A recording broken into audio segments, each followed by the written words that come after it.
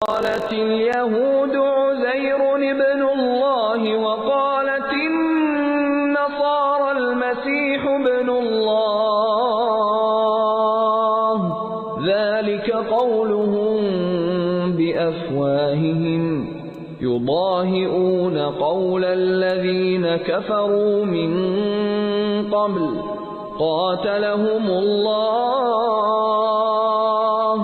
أنا يؤفكون۔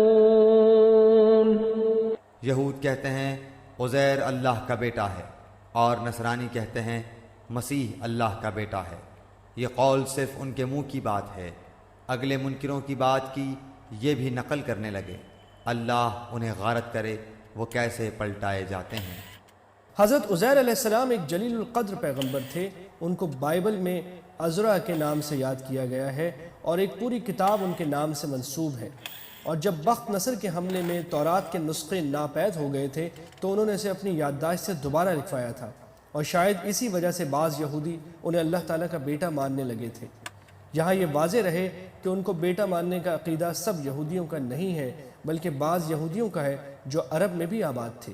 اس سے مراد غالباً عرب کے مشرکین ہیں جو فرشتوں کو خدا کی بیٹیاں کہا کرتے تھے۔ اتخذوا احبارهم ورهبانهم اربابا من دون الله والمسيح ابن مريم وما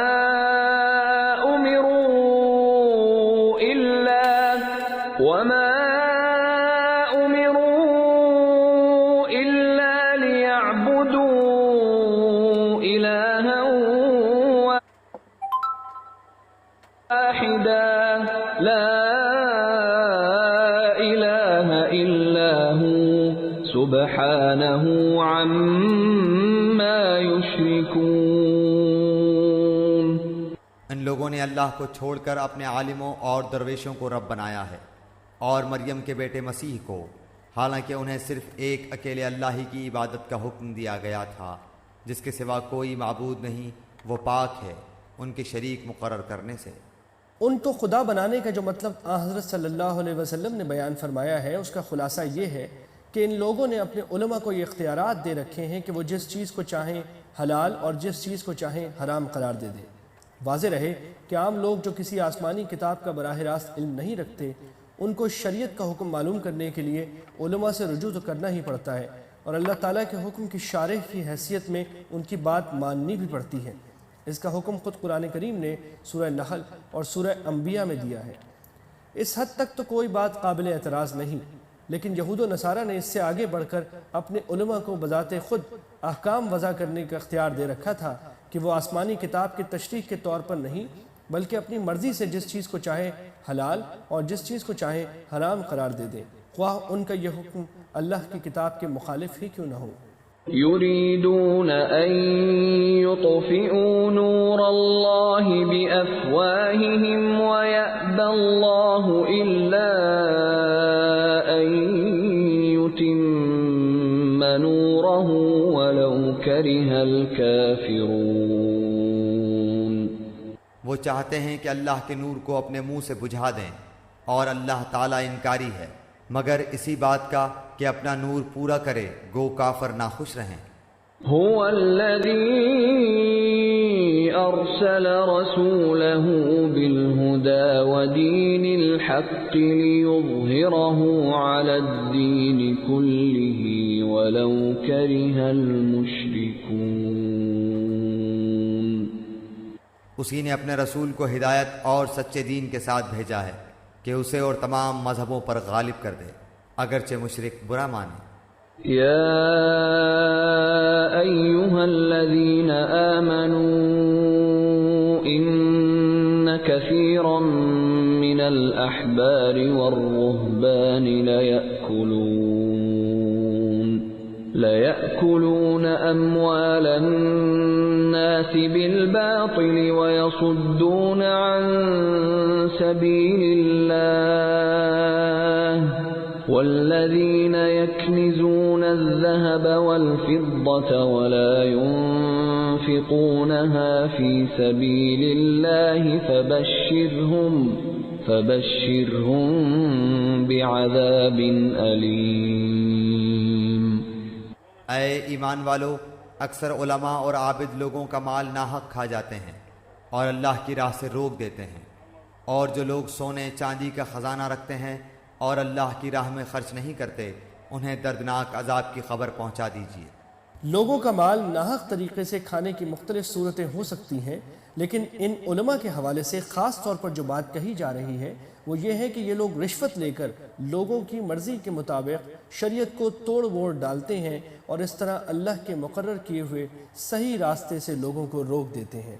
اگرچہ یہ آیت براہ راست ان اہل کتاب کے بارے میں نازل ہوئی ہے جو بخل کی وجہ سے مال جمع کرتے رہتے تھے اور اس کے شرعی حقوق ادا نہیں کرتے تھے، لیکن آیت کے الفاظ عام ہیں اور ان کا اطلاق ان مسلمانوں پر بھی ہوتا ہے جو مال و دولت اکٹھا کرتے چلے جائیں اور وہ حقوق ٹھیک ٹھیک ادا نہ کریں جو اللہ تعالیٰ نے ان کے مال پر عائد کیے ہیں، جن میں سب سے اہم زکوٰۃ کی ادائیگی ہے۔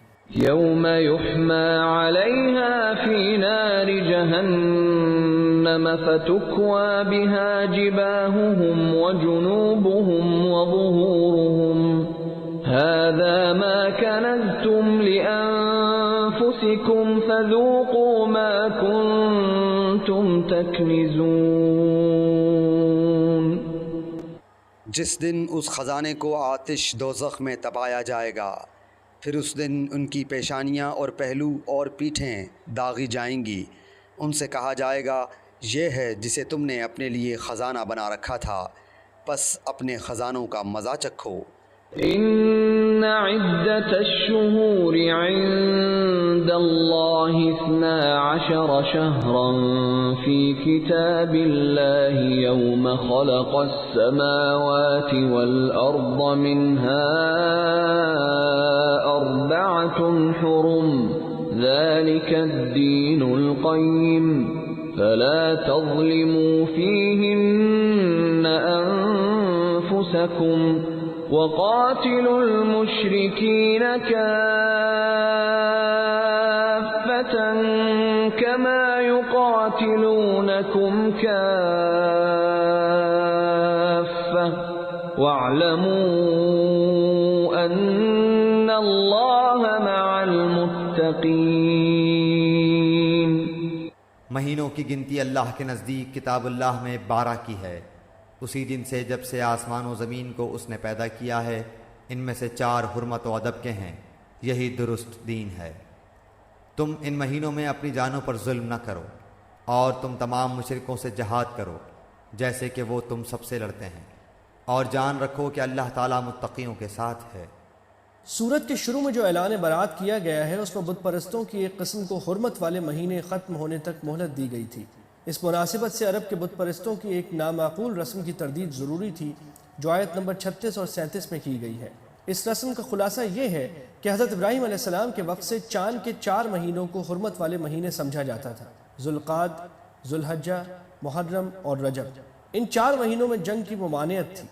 عرب کے بت پرستوں نے اگرچہ بت پرستی شروع کر کے حضرت ابراہیم علیہ السلام کے دین کو بہت کچھ بدل ڈالا تھا، لیکن ان مہینوں کی حرمت کو سب تسلیم کرتے تھے اور ان میں جنگ کو ناجائز سمجھتے تھے۔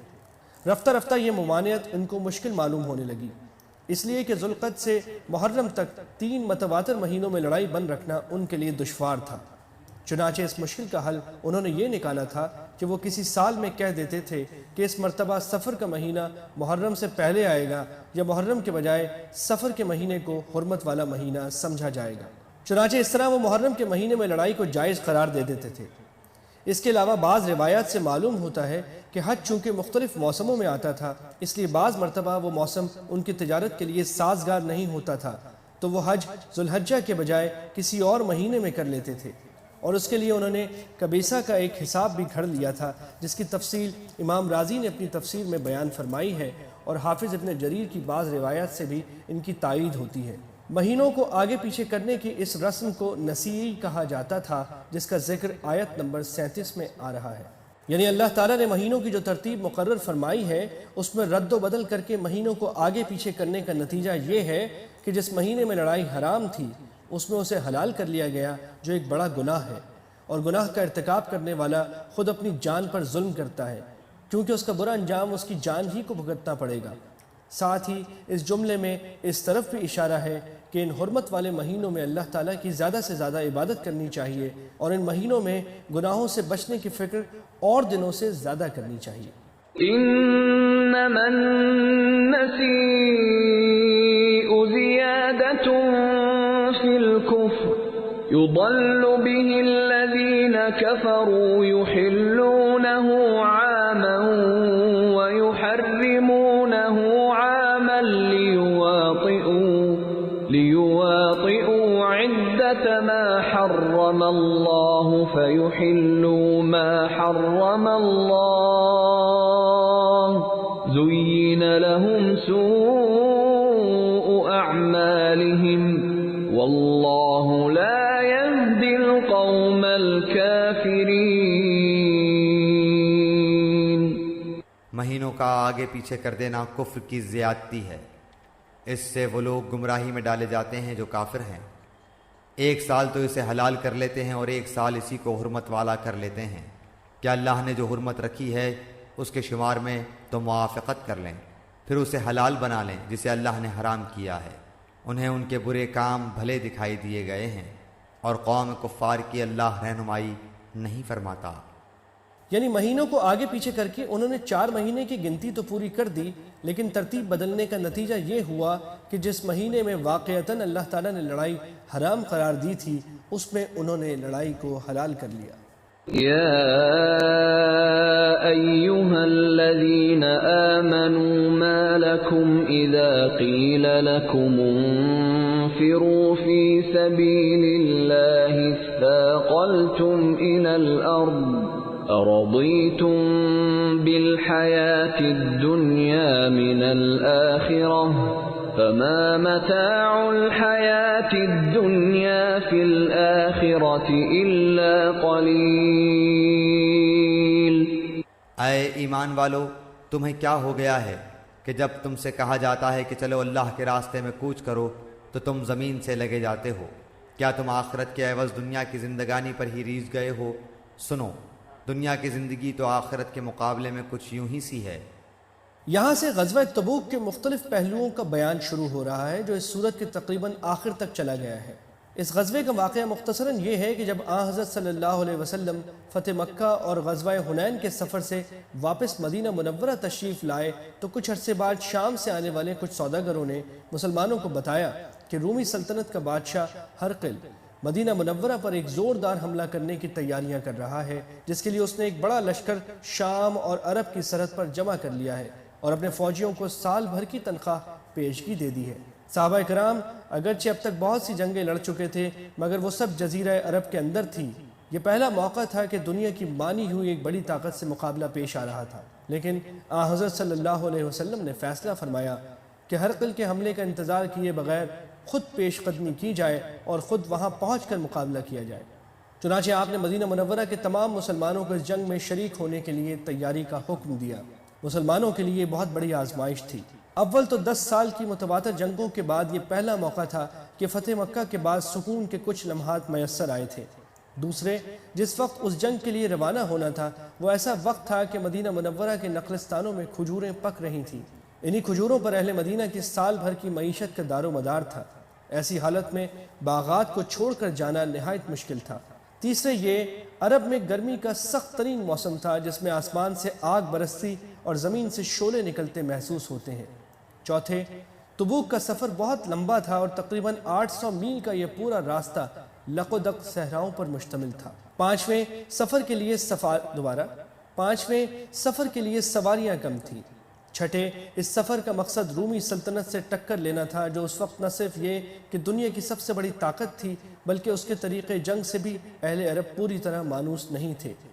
غرض ہر اعتبار سے یہ انتہائی مشقت، جان و مال اور جذبات کی قربانی کا جہاد تھا جس کے لیے حضرت صلی اللہ علیہ وسلم 30,000 صحابہ کرام کے لشکر کے ساتھ تبوک روانہ ہوئے۔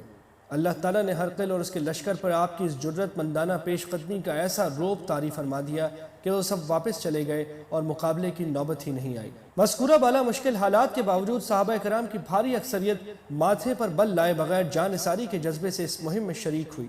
البتہ کچھ صحابہ ایسے بھی تھے جنہیں یہ سفر بھاری معلوم ہوا اور شروع میں انہیں کچھ تردد رہا، لیکن آخرکار وہ لشکر میں شامل ہو گئے، اور چند ایسے بھی تھے جو اس تردد کی وجہ سے آخر تک فیصلہ نہ کر سکے اور سفر میں شرکت سے محروم رہے۔ دوسری طرف وہ منافقین تھے جو ظاہری طور پر تو مسلمان ہو گئے تھے لیکن اندر سے مسلمان نہیں تھے۔ ایسی سخت مہم میں مسلمانوں کا ساتھ دینا ان کے لیے ممکن ہی نہیں تھا، اس لیے وہ مختلف حیل و بہانوں سے مدینہ منورہ میں رک گئے اور ساتھ نہیں گئے۔ اس صورت کی آنے والی آیات میں ان سب قسم کے لوگوں کا ذکر آیا ہے اور ان کے طرز عمل پر تبصرہ فرمایا گیا ہے۔ آیت نمبر 38 میں جن لوگوں کو ملامت کی گئی ہے ان سے مراد منافقین بھی ہو سکتے ہیں۔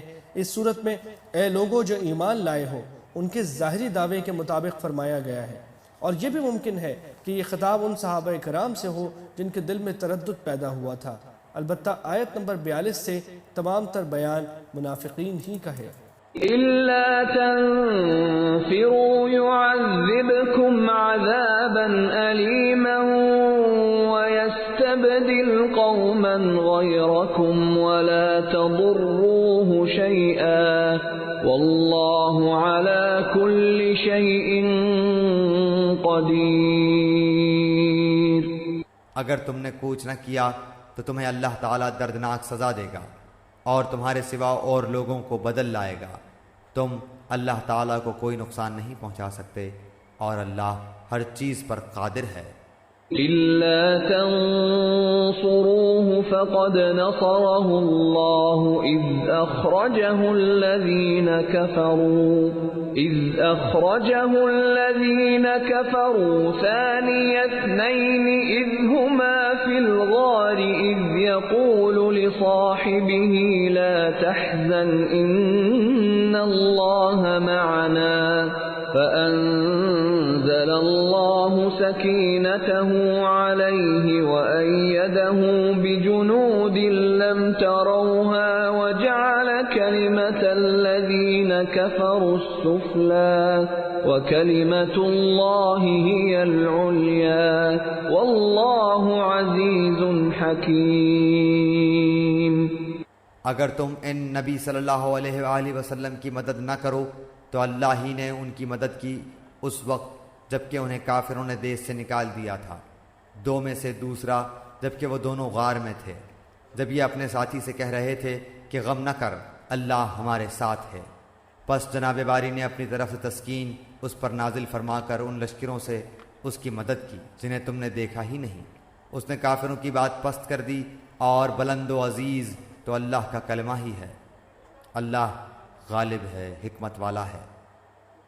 یہ ہجرت کے واقعے کی طرف اشارہ ہے۔ حضرت صلی اللہ علیہ وسلم صرف اپنے ایک رفیق حضرت صدیق اکبر رضی اللہ تعالی عنہ کے ساتھ مکہ مکرمہ سے نکلے تھے اور 3 دن تک غار ثور میں روپوش رہے تھے۔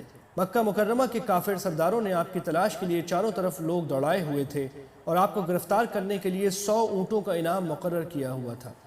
ایک مرتبہ آپ کو تلاش کرنے والے کھوجی غار ثور کے منہ تک پہنچ گئے اور ان کے پاؤں حضرت صدیق اکبر کو نظر آنے لگے، جس کی وجہ سے ان پر گھبراہٹ کے آثار ظاہر ہوئے، لیکن حضور صلی اللہ علیہ وسلم نے اس موقع پر ان سے فرمایا تھا غم نہ کرو، اللہ ہمارے ساتھ ہے۔ چنانچہ اللہ تعالیٰ نے غار کے دہانے پر مکڑی سے جالا تنوا دیا اور وہ لوگ اسے دیکھ کر واپس چلے گئے۔ اس واقعے کا حوالہ دے کر اللہ تعالیٰ ارشاد فرما رہے ہیں کہ حضرت صلی اللہ علیہ وسلم کو کسی کی مدد کی ضرورت نہیں ہے، ان کے لیے اللہ تعالیٰ کی مدد کافی ہے، لیکن خوش نصیبی ان لوگوں کی ہے جو آپ کی نصرت کی سعادت حاصل کریں۔ انفروا خفافا وثقالا وجاهدوا بأموالكم وأنفسكم في سبيل الله ذلكم خير لكم إن كنتم تعلمون۔ نکل کھڑے ہو جاؤ، ہلکے پھلکے ہو تو بھی اور بھاری بھرکم ہو تو بھی، اور راہ رب میں اپنی مال و جان سے جہاد کرو، یہی تمہارے لیے بہتر ہے اگر تم میں علم ہو۔ لو كان عرضا قريبا وسفرا قاصدا لاتبعوك ولكن بعدت عليهم الشقة وسيحلفون بالله لو استطعنا لخرجنا معكم يهلكون أنفسهم والله يعلم إنهم لكاذبون۔ اگر جلد وصول ہونے والا مال و اسباب ہوتا اور ہلکا سا سفر ہوتا تو یہ ضرور آپ کے پیچھے ہو لیتے، لیکن ان پر تو دوری اور دراز کی مشکل پڑ گئی۔ اب تو یہ اللہ کی قسمیں کھائیں گے کہ اگر ہم میں قوت و طاقت ہوتی تو ہم یقیناً آپ کے ساتھ نکلتے۔ یہ اپنی جانوں کو خود ہی ہلاکت میں ڈال رہے ہیں، ان کے جھوٹا ہونے کا سچا علم اللہ کو ہے۔ عفى الله عنك لما أذنت لهم حتى يتبين لك الذين صدقوا وتعلم الكاذبين۔ اللہ تجھے معاف فرما دے، تو نے انہیں کیوں اجازت دے دی بغیر اس کے کہ تیرے سامنے سچے لوگ کھل جائیں اور تو جھوٹے لوگوں کو بھی جان لے۔ دراصل تنبیہ تو یہ کرنی تھی کہ حضرت صلی اللہ علیہ وسلم نے منافقین کو جہاد سے الگ رہنے کی اجازت کیوں دی، لیکن یہ محبت بھرا انداز ملاحظہ فرمائیے کہ تنبیہ کرنے سے پہلے ہی معافی کا اعلان فرما دیا، کیونکہ اگر پہلے تنبیہ کی جاتی اور معافی کا اعلان بعد میں آتا تو اس درمیانی وقت میں آپ پر نہ جانے کیا کیفیت گزر جاتی۔ بہرحال مطلب یہ ہے کہ ان منافقین کو جہاد میں جانا تو تھا ہی نہیں، اور جیسا کہ آگے آیت 47 میں فرمایا گیا ہے، اللہ تعالیٰ بھی نہیں چاہتا تھا کہ یہ لشکر میں شامل ہو کر فساد مچائیں، لیکن اگر آپ انہیں جہاد سے الگ رہنے کی اجازت نہ دیتے تو یہ بات کھل کر سامنے آ جاتی کہ یہ نافرمان لوگ ہیں۔ بحالت موجودہ جبکہ یہ لوگ اجازت لے چکے ہیں، ایک طرف تو یہ مسلمانوں سے کہیں گے کہ ہم تو باقاعدہ اجازت لے کر مدینہ منورہ میں رہے، اور دوسری طرف اپنے لوگوں سے شیخی بگاریں گے کہ دیکھو ہم نے مسلمانوں کو کیسا دھوکہ دیا۔ لا يستأذنك الذين يؤمنون بالله واليوم الآخر أن يجاهدوا بأموالهم وأنفسهم والله عليم بالمتقين۔ اللہ پر اور قیامت کے دن پر ایمان و یقین رکھنے والے تو مالی اور جانی جہاد سے رک رہنے کی کبھی بھی تجھ سے اجازت طلب نہیں کریں گے، اور اللہ تعالیٰ پرہیزگاروں کو خوب جانتا ہے۔ انما يستأذنك الذين لا يؤمنون بالله واليوم الآخر وارتابت قلوبهم فهم في ريبهم يترددون۔ یہ اجازت تو تجھ سے وہی طلب کرتے ہیں جنہیں نہ اللہ پر ایمان ہے نہ آخرت کے دن کا یقین ہے، جن کے دل شک میں پڑے ہوئے ہیں اور وہ اپنے شک میں ہی سرگرداں ہیں۔ وَلَوْ أَرَادُوا الْخُرُوجَ لَأَعَدُّوا لَهُ عُدَّةً وَلَكِنْ كَرِهَ اللَّهُ بِعَاثَهُمْ فَثَبَّطَهُمْ وَقِيلَ اقْعُدُوا مَعَ الْقَاعِدِينَ۔ اگر ان کا ارادہ جہاد کے لیے نکلنے کا ہوتا تو وہ اس سفر کے لیے سامان کی تیاری کر رکھتے، لیکن اللہ کو ان کا اٹھنا پسند ہی نہ تھا، اس لیے انہیں حرکت سے ہی روک دیا اور کہہ دیا گیا کہ تم بیٹھنے والوں کے ساتھ بیٹھے ہی رہو۔ یہ آیت بتا رہی ہے کہ انسان کا کوئی عذر اس وقت مانا جا سکتا ہے جب اس نے اپنی طرف سے اپنا فرض ادا کرنے کی کوشش اور تیاری پوری کی ہو، پھر کوئی غیر اختیاری وجہ ایسی پیش آ گئی ہو جس کی بنا پر وہ اپنا فریضہ ادا نہیں کر سکا، لیکن کسی قسم کی کوشش اور تیاری کے بغیر یہ کہہ دینا کہ ہم معذور ہیں قابل قبول نہیں ہو سکتا۔ مثلا کوئی شخص فجر کے وقت بیدار ہونے کی تیاری پوری کرے، الارم لگائے یا کسی کو بیدار کرنے پر مقرر کرے، پھر آنکھ نہ کھلے تو بے شک معذور ہے، لیکن تیاری کچھ نہ کی ہو اور پھر آنکھ نہ کھلنے کا عذر پیش کرے تو یہ عذر معتبر نہیں ہے۔ لو خرجوا فيكم ما زادوكم إلا خبالا ولأوضعوا خلالكم يبغونكم الفتنة وفيكم سماعون لهم والله عليم بالظالمين۔ اگر یہ تم میں مل کر نکلتے بھی تو تمہارے لیے سوائے فساد کے اور کوئی چیز نہ بڑھاتے، بلکہ تمہارے درمیان خوب گھوڑے دوڑا دیتے اور تم میں فتنے ڈالنے کی تلاش میں رہتے۔ ان کے ماننے والے خود تم میں موجود ہیں اور اللہ ان ظالموں کو خوب جانتا ہے۔ اس کا ایک مطلب تو یہ ہو سکتا ہے کہ بعض سادہ لوح مسلمان ان لوگوں کی حقیقت سے واقف نہیں ہیں، اس لیے ان کی باتیں سن کر انہیں خلوص پر مبنی سمجھتے ہیں، اس لیے اگر یہ لوگ تمہارے ساتھ لشکر میں موجود ہوتے تو ان سادہ لوح مسلمانوں کو ورغلا کر فساد کا بیج بونے کی کوشش کرتے۔ اور دوسرا مطلب یہ بھی ہو سکتا ہے کہ اگرچہ یہ منافقین خود تو لشکر میں شامل نہیں ہوئے، لیکن ان کے جاسوس تمہاری صفوں میں موجود ہیں جو تمہاری باتیں سنتے ہیں اور جن باتوں سے منافقین کوئی فائدہ اٹھا سکتے ہوں ان کی خبریں ان تک پہنچاتے ہیں۔ لقد ابتغوا الفتنة من قبل وقلبوا لك الأمور حتى جاء الحق وظهر أمر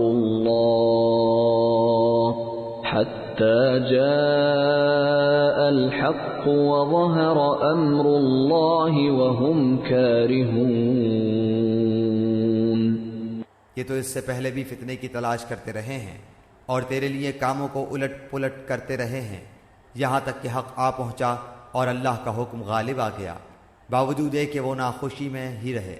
اس سے مسلمانوں کی فتوحات کی طرف اشارہ ہے جن میں فتح مکہ اور غزوہ حنین کی فتح سر فہرست ہے۔ منافقین کی پوری کوشش تو یہ تھی کہ مسلمان کامیاب نہ ہونے پائیں، لیکن اللہ تعالیٰ کا حکم غالب آیا اور یہ منہ دیکھتے رہ گئے۔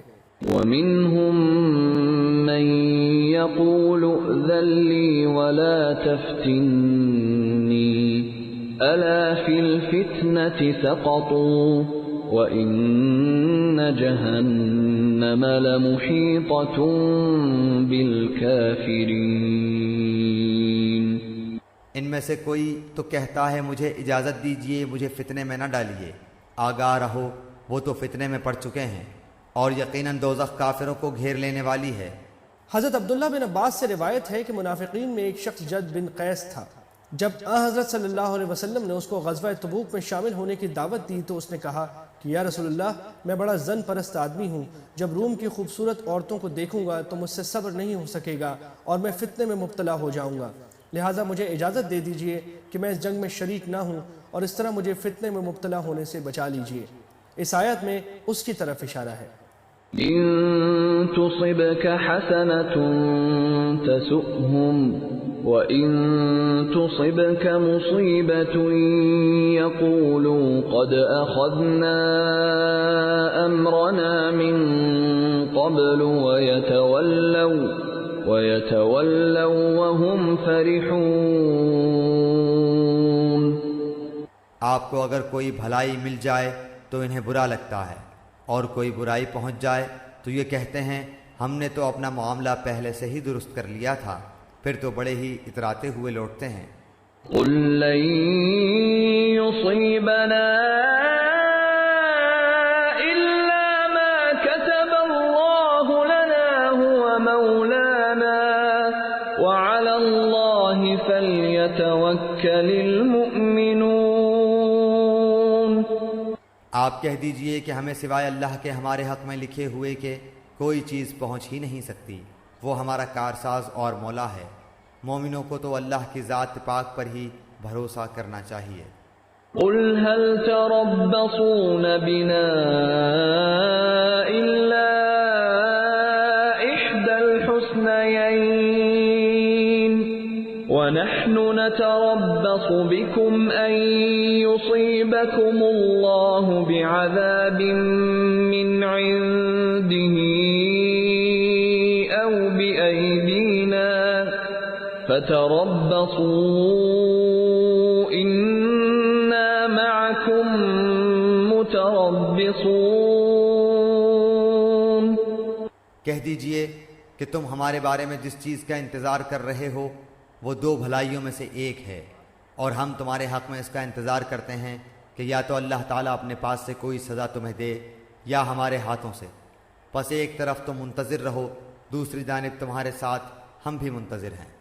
یعنی یا تو ہمیں فتح ہو یا ہم اللہ تعالیٰ کے راستے میں شہید ہو جائیں، اور ہمارے لیے یہ دونوں باتیں بھلائی کی ہیں۔ تم سمجھتے ہو کہ اگر ہم شہید ہو گئے تو ہمارا نقصان ہوگا، حالانکہ شہادت نقصان کا نہیں بڑے فائدے کا سودا ہے۔ قُلْ أَنفِقُوا طَوْعًا أَوْ كَرْهًا لَّن يُتَقَبَّلَ مِنكُمْ إِنَّكُمْ كُنتُمْ قَوْمًا فَاسِقِينَ۔ کہہ دیجئے کہ تم خوشی یا ناخوشی کسی طرح بھی خرچ کرو، قبول تو ہرگز نہ کیا جائے گا، یقیناً تم فاسق لوگ ہو۔ جد بن قیس کا ذکر اوپر آیا ہے، اسی کے بارے میں ایک روایت یہ ہے کہ اس نے جنگ میں جانے سے تو مذکورہ والا بیہودہ عذر پیش کیا تھا، لیکن یہ کہا تھا کہ اس کے بدلے میں اپنا مال چندے میں دوں گا۔ اس کے جواب میں یہ آیت منافقین کے چندے کے ناقابل قبول ہونے کا اعلان کر رہی ہے۔ وما منعهم أن تقبل منهم نفقاتهم إلا أنهم كفروا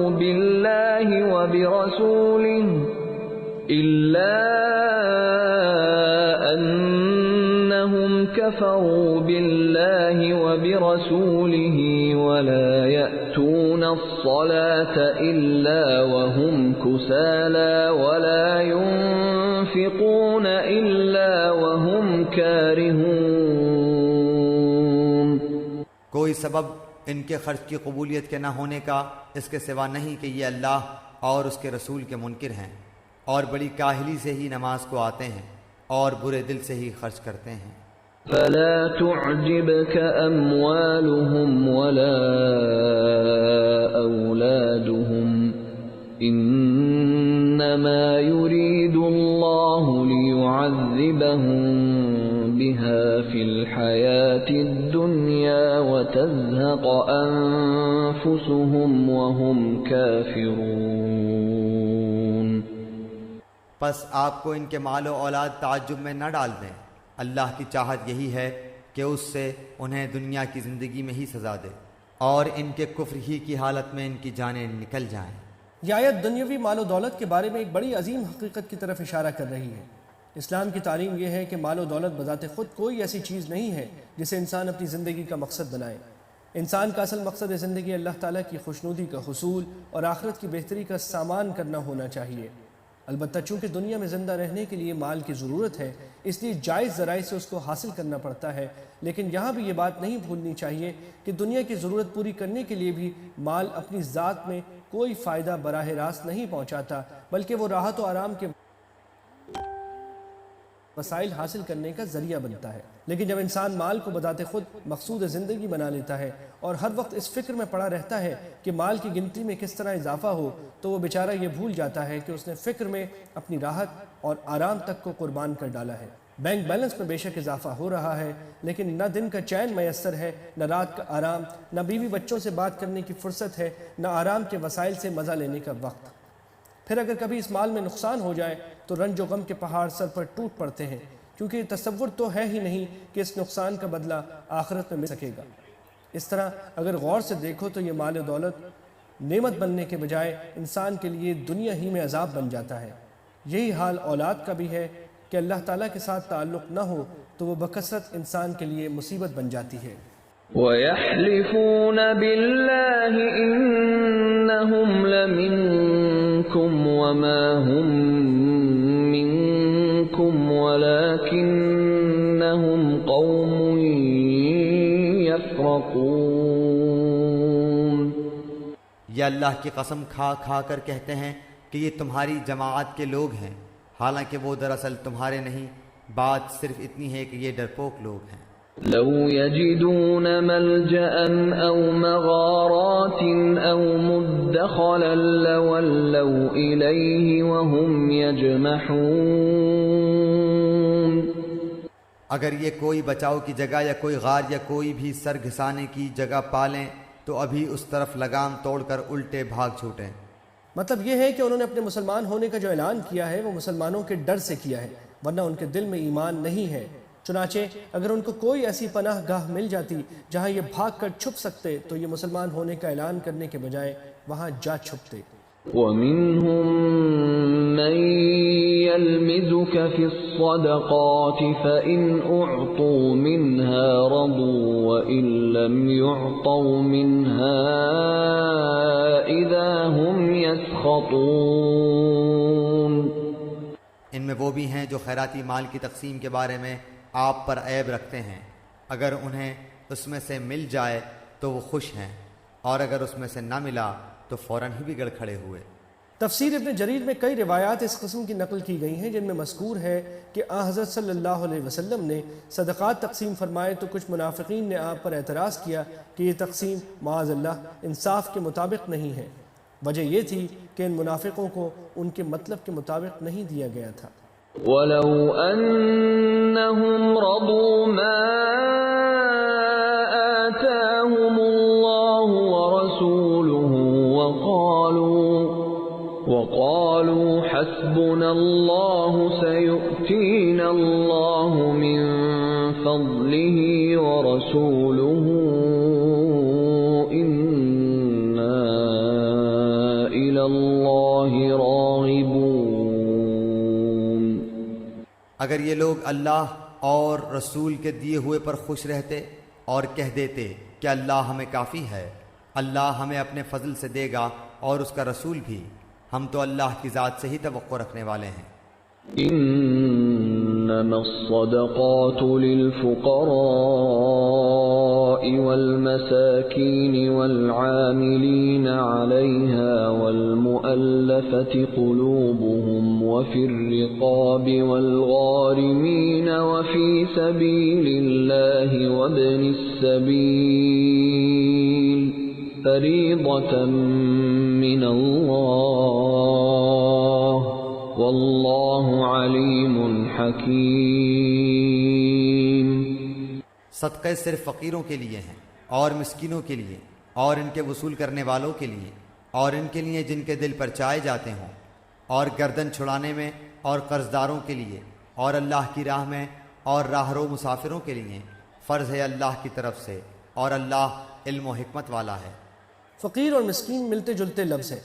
لغت کے اعتبار سے بعض لوگوں نے دونوں میں یہ فرق بیان کیا ہے کہ مسکین وہ ہے جس کے پاس کچھ نہ ہو، اور فقیر وہ ہے جس کے پاس کچھ ہو مگر ضرورت سے کم ہو، اور بعض حضرات نے فرق اس کے برعکس بیان کیا ہے۔ لیکن زکوٰۃ کے حکم میں دونوں برابر ہیں، اور حکم یہ ہے کہ جس شخص کے پاس 52.5 تولہ چاندی یا اس کی قیمت کا بنیادی ضرورت سے زیادہ سامان موجود نہ ہو، اس کے لیے زکوٰۃ لینا جائز ہے۔ تفصیل کے لیے فقہ کی کتابیں دیکھی جائیں۔ اسلامی حکومت کا ایک اہم کام یہ ہے کہ وہ مسلمانوں کے اموال ظاہرہ کی زکوٰۃ جمع کر کے مستحقین میں تقسیم کرے۔ اس غرض کے لیے جو اہلکار مقرر کیے جائیں ان کی تنخواہ یا وظیفہ بھی زکوٰۃ سے دیا جا سکتا ہے۔ اس سے مراد وہ نو مسلم ہیں جو ضرورت مند ہوں اور اس بات کی ضرورت محسوس کی جائے کہ ان کو اسلام پر جمع رکھنے کے لیے ان کی دلداری کی جانی چاہیے۔ اصطلاح میں ایسے لوگوں کو مؤلفۃ القلوب کہا جاتا ہے۔ جس زمانے میں غلامی کا رواج تھا اس دور میں بعض غلاموں کے آقا ان سے یہ کہہ دیتے تھے کہ اگر تم اتنی رقم لا کر ہمیں دے دو تو تم آزاد ہو۔ ایسے غلاموں کو بھی آزادی حاصل کرنے کے لیے زکوٰۃ کا مال دیا جا سکتا تھا۔ اس سے مراد وہ مقروض لوگ ہیں جن پر اتنا قرضہ ہو کہ ان کے اثاثے قرض کی ادائیگی کے لیے کافی نہ ہو، یا اگر وہ اپنے سارے اثاثے قرض میں دے دے تو ان کے پاس نصاب یعنی 52.5 تولہ چاندی کے برابر مال باقی نہ رہے۔ اللہ کے راستے کا لفظ قرآن کریم میں اکثر جہاد کے لیے استعمال ہوا ہے، لہٰذا اس سے مراد وہ شخص ہے جو جہاد پر جانا چاہتا ہو لیکن اس کے پاس سواری وغیرہ نہ ہو۔ بعض دوسرے حاجت مند لوگوں کو بھی فقہا نے اس حکم میں شامل کیا ہے، مثلا جس شخص پر حج فرض ہو چکا ہو لیکن اب اس کے پاس اتنے پیسے نہ رہے ہوں کہ وہ حج کر سکے۔ مسافر سے مراد وہ شخص ہے جس کے پاس چاہے اپنے وطن میں نصاب کے برابر مال موجود ہو لیکن سفر میں اس کے پاس اتنے پیسے نہ رہے ہوں جن سے وہ اپنی سفر کی ضروریات پوری کر کے واپس وطن جا سکے۔ واضح رہے کہ زکوٰۃ کے یہ 8 مصارف جو یہاں قرآن کریم نے ذکر کیے ہیں ان کی بہت مختصر تشریح اوپر کی گئی ہے۔ عمل کے وقت کسی عالم سے سمجھ کر زکوٰۃ خرچ کرنی چاہیے، کیونکہ ان تمام مصارف میں شرعی احکام کی بہت سی تفصیلات ہیں جن کے ذکر کا یہاں موقع نہیں ہے۔ وَمِنْهُمُ الَّذِينَ يُؤْذُونَ النَّبِيَّ وَيَقُولُونَ هُوَ أُذُنٌ قُلْ أُذُنُ خَيْرٍ لَكُمْ يُؤْمِنُ بِاللَّهِ وَيُؤْمِنُ لِلْمُؤْمِنِينَ وَرَحْمَةٌ لِلَّذِينَ آمَنُوا مِنْكُمْ وَالَّذِينَ يُؤْذُونَ رَسُولَ اللَّهِ لَهُمْ عَذَابٌ أَلِيمٌ۔ ان میں سے وہ بھی ہیں جو پیغمبر کو ایذا دیتے ہیں اور کہتے ہیں کان کا کچا ہے۔ آپ کہہ دیجئے کہ وہ کان تمہارے بھلے کے لیے ہے، وہ اللہ پر ایمان رکھتا ہے اور مسلمانوں کی بات کا یقین کرتا ہے، اور تم میں سے جو اہل ایمان ہیں یہ ان کے لیے رحمت ہے۔ رسول اللہ صلی اللہ علیہ وآلہ وسلم کو جو لوگ ایذا دیتے ہیں ان کے لیے دکھ کی مار ہے۔ یہ عربی زبان کے ایک محاورے کا لفظی ترجمہ ہے۔ عربی محاورے میں جب کوئی شخص ہر ایک کی بات سن کر اس پر یقین کر لیتا ہو، اس کے بارے میں کہتے ہیں کہ یہ تو نرا کان ہے یا سراپا کان ہے۔ یہ ایسا ہی ہے جیسے اردو میں کہا جاتا ہے کہ وہ کچے کانوں کا ہے۔ منافقین نے حضرت صلی اللہ علیہ وسلم کے بارے میں یہ گستاخانہ جملے آپس میں ایک دوسرے سے بات کرتے ہوئے بولے تھے، اور مقصد یہ تھا کہ اگر کبھی ہماری سازش حضرت صلی اللہ علیہ وسلم پر کھل بھی گئی تو ہم باتیں بنا کر آپ کو راضی کر لیں گے، کیونکہ وہ ہر ایک کی بات کا یقین کر لیتے ہیں۔ منافقین کے مذکورہ بالا جملے کے جواب میں اللہ تعالیٰ نے 3 باتیں ارشاد فرمائی ہیں۔ ایک تو یہ کہ وہ سب سے پہلے کان لگا کر جو بات سنتے ہیں وہ اللہ تعالیٰ کی وحی ہے، جو در حقیقت تم سب لوگوں کی بھلائی کے لیے نازل ہوتی ہے۔ دوسرے، وہ سچے مومنوں کی بات سن کر اس پر واقعی یقین کر لیتے ہیں، کیونکہ ان کے بارے میں آپ کو یقین ہے کہ وہ جھوٹ نہیں بولتے۔ تیسرے، وہ ان منافقوں کی بات بھی سنتے ہیں جو ظاہری طور پر ایمان لانے کا دعویٰ کرتے ہیں، لیکن اس کا یہ مطلب نہیں ہے کہ وہ ان سے دھوکہ کھا جاتے ہیں، بلکہ در حقیقت اللہ تعالیٰ نے آپ کو شفقت اور رحمت کا پیکر بنایا ہے، اس کی وجہ سے حتی الامکان وہ ہر ایک سے رحمت کا معاملہ فرماتے ہیں۔ چنانچہ منافقین کی باتوں کی تردید کے بجائے آپ خاموش رہتے ہیں۔ يحلفون بالله لكم ليرضوكم والله ورسوله أحق أن يرضوه إن كانوا مؤمنين۔ محض تمہیں خوش کرنے کے لیے تمہارے سامنے اللہ کی قسمیں کھا جاتے ہیں، حالانکہ اگر یہ ایماندار ہوتے تو اللہ اور اس کا رسول رضامند کرنے کے زیادہ مستحق تھے۔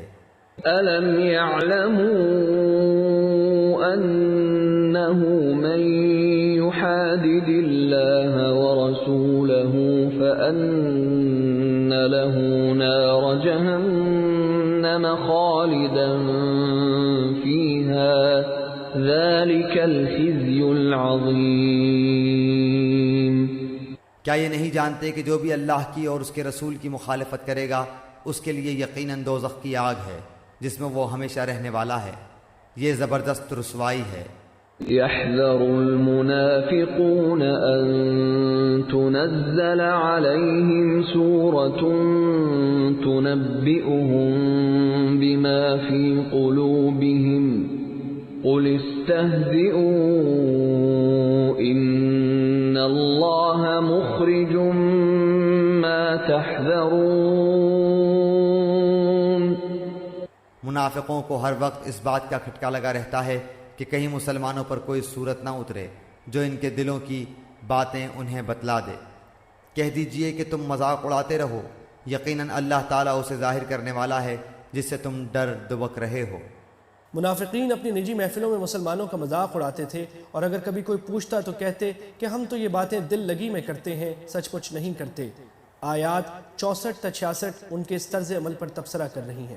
وَلَئِن سَأَلْتَهُمْ لَيَقُولُنَّ إِنَّمَا كُنَّا نَخُوضُ وَنَلْعَبُ قُلْ أَبِاللَّهِ وَآيَاتِهِ وَرَسُولِهِ كُنتُمْ تَسْتَهْزِئُونَ۔ اگر آپ ان سے پوچھیں تو صاف کہہ دیں گے کہ ہم تو یوں ہی آپس میں ہنس بول رہے تھے۔ کہہ دیجئے کہ اللہ، اس کی آیتیں اور اس کا رسول ہی تمہارے ہنسی مذاق کے لیے رہ گئے ہیں۔ لا تعتذروا قد كفرتم بعد إيمانكم إن نعف عن طائفة منكم نعذب طائفة بأنهم كانوا مجرمين۔ تم بہانے نہ بناؤ، یقیناً تم اپنے ایمان کے بعد بے ایمان ہو گئے۔ اگر ہم تم میں سے کچھ لوگوں سے درگزر بھی کر لیں تو کچھ لوگوں کو ان کے جرم کی سنگین سزا بھی دیں گے۔ یعنی منافقوں میں سے جو لوگ نفاق سے توبہ کر لیں گے انہیں معاف کر دیا جائے گا، اور جو توبہ نہیں کریں گے انہیں ضرور سزا ملے گی۔ المنافقون والمنافقات بعضهم من بعض يأمرون بالمنكر وينهون عن المعروف ويقبضون أيديهم نسوا الله فنسيهم إن المنافقین هم الفاسقون۔ تمام منافق مرد و عورت آپس میں ایک ہی ہیں، یہ بری باتوں کا حکم دیتے ہیں اور بھلی باتوں سے روکتے ہیں اور اپنی مٹھی بند رکھتے ہیں، یہ اللہ کو بھول گئے، اللہ نے انہیں بھلا دیا، بے شک منافق ہی فاسد و بد کردار ہیں۔ ہاتھوں کو بند رکھنے کا مطلب یہ ہے کہ وہ کنجوس ہیں، جہاں خرچ کرنا چاہیے وہاں خرچ نہیں کرتے۔ وعد اللہ المنافقین والمنافقات والکفار نار جہنم خالدین فیہا ہی حسبهم ولعنهم اللہ ولہم عذاب مقیم۔ اللہ تعالیٰ ان منافق مردوں، عورتوں اور کافروں سے جہنم کی آگ کا وعدہ کر چکا ہے جہاں یہ ہمیشہ رہنے والے ہیں، وہی انہیں کافی ہے، ان پر اللہ کی پھٹکار ہے اور انہی کے لیے دائمی عذاب ہے۔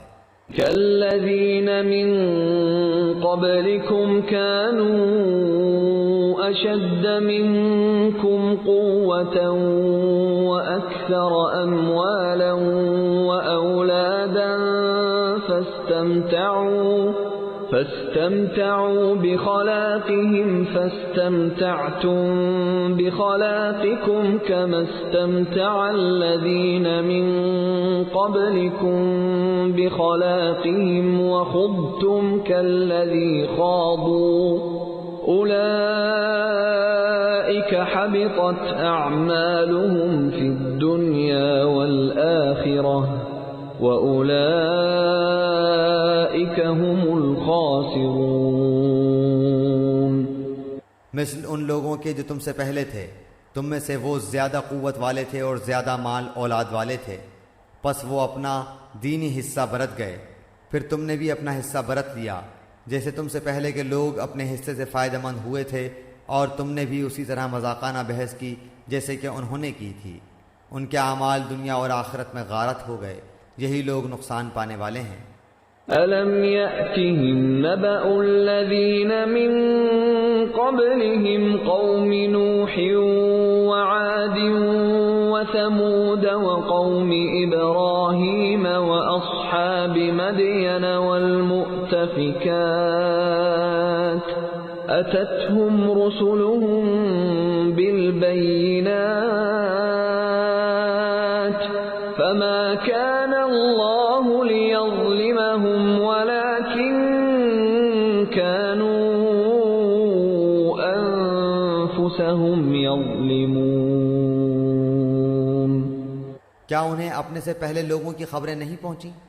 قوم نوح اور عاد اور سمود اور قوم ابراہیم اور اہل مدین اور اہل معتفقات، الٹی ہوئی بستیوں کے رہنے والے کی ان کے پاس ان کے پیغمبر دلیلیں لے کر پہنچے، اللہ ایسا نہ تھا کہ ان پر ظلم کرے، بلکہ انہوں نے خود ہی اپنے اوپر ظلم کیا۔ ان کے واقعات کے لیے دیکھیے سورہ اعراف آیت 59 تا 92 اور ان کے حواشی۔ والمؤمنون والمؤمنات بعضهم أولياء بعض يأمرون بالمعروف وينهون عن المنكر ويقيمون الصلاة ويؤتون الزكاة ويطيعون الله ورسوله أولئك سيرحمهم الله إن الله عزيز حكيم۔ مومن مرد و عورت آپس میں ایک دوسرے کے مددگار و معاون اور دوست ہیں، وہ بھلائیوں کا حکم دیتے ہیں اور برائیوں سے روکتے ہیں، نمازوں کو پابندی سے بجا لاتے ہیں، زکوٰۃ ادا کرتے ہیں، اللہ کی اور اس کے رسول کی بات مانتے ہیں، یہی لوگ ہیں جن پر اللہ تعالیٰ بہت جلد رحم فرمائے گا، بے شک اللہ غلبے والا حکمت والا ہے۔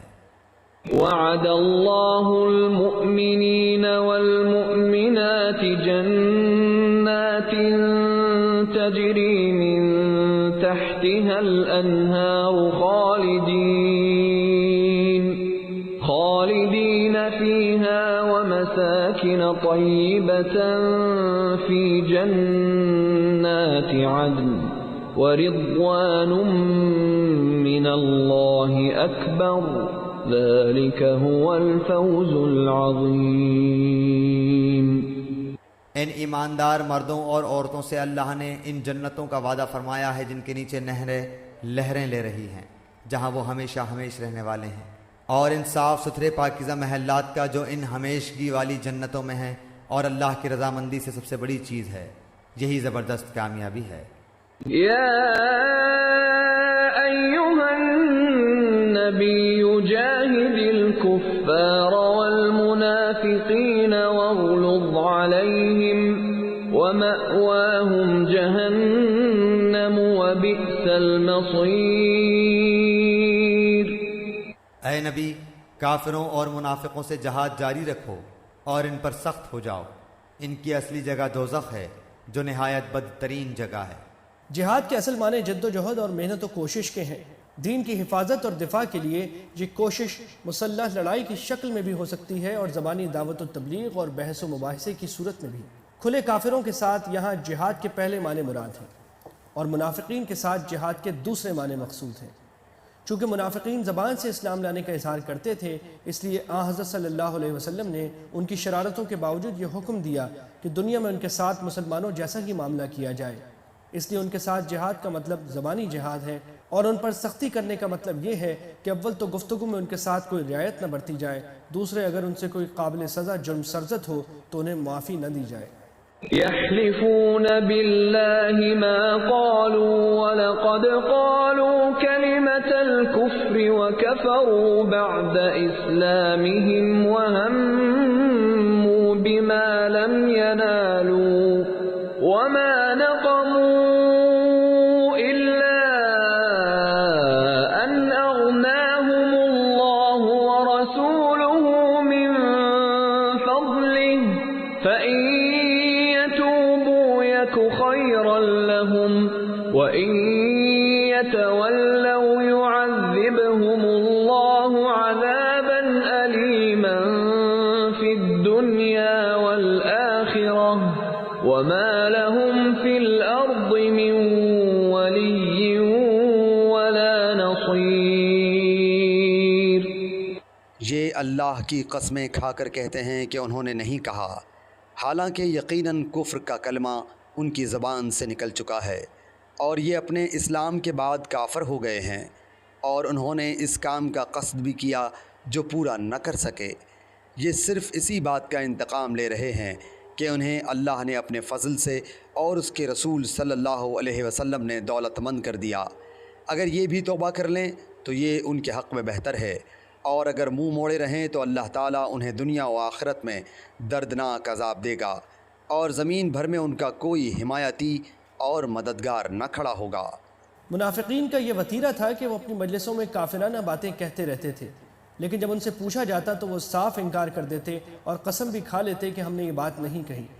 مثلا ایک مرتبہ منافقین کے سردار عبداللہ بن ابی نے حضرت صلی اللہ علیہ وسلم اور مسلمانوں کے بارے میں ایک انتہائی گستاخانہ بات کہی تھی جسے نقل کرنا بھی مشکل ہے، اور اس کے بعد کہا تھا کہ جب ہم مدینہ پہنچیں گے تو ہم میں سے باعزت لوگ ذلیلوں کو نکال باہر کریں گے۔ اس کا ذکر خود قرآن کریم نے سورہ منافقون میں فرمایا ہے، لیکن جب اس سے پوچھا گیا تو مکر گیا اور قسمیں کھانے لگا کہ میں نے یہ نہیں کہا تھا۔ مراد یہ ہے کہ اگرچہ دل سے تو وہ کبھی اسلام نہیں لائے تھے، لیکن کم از کم زبان سے اسلام کا اقرار کرتے تھے۔ اس بات کے بعد انہوں نے زبان سے بھی کفر اختیار کر لیا۔ یہ کسی ایسے واقعے کی طرف اشارہ ہے جس میں منافقین نے کوئی خفیہ سازش کی تھی مگر اس میں کامیاب نہیں ہو سکے۔ ایسے کئی واقعات عہد رسالت میں پیش آئے ہیں۔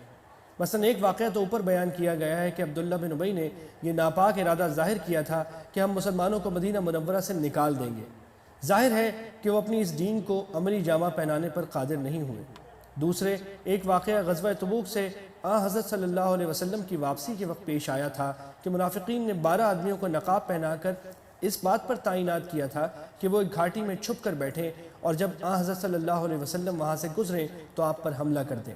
اس وقت حضرت حذیفہ بن یمان نے انہیں دیکھ لیا اور حضرت صلی اللہ علیہ وسلم کو اطلاع کر دی۔ آپ نے ان کو زور سے آواز دی تو ان پر ایسا روب طاری ہوا کہ وہ بھاگ گئے۔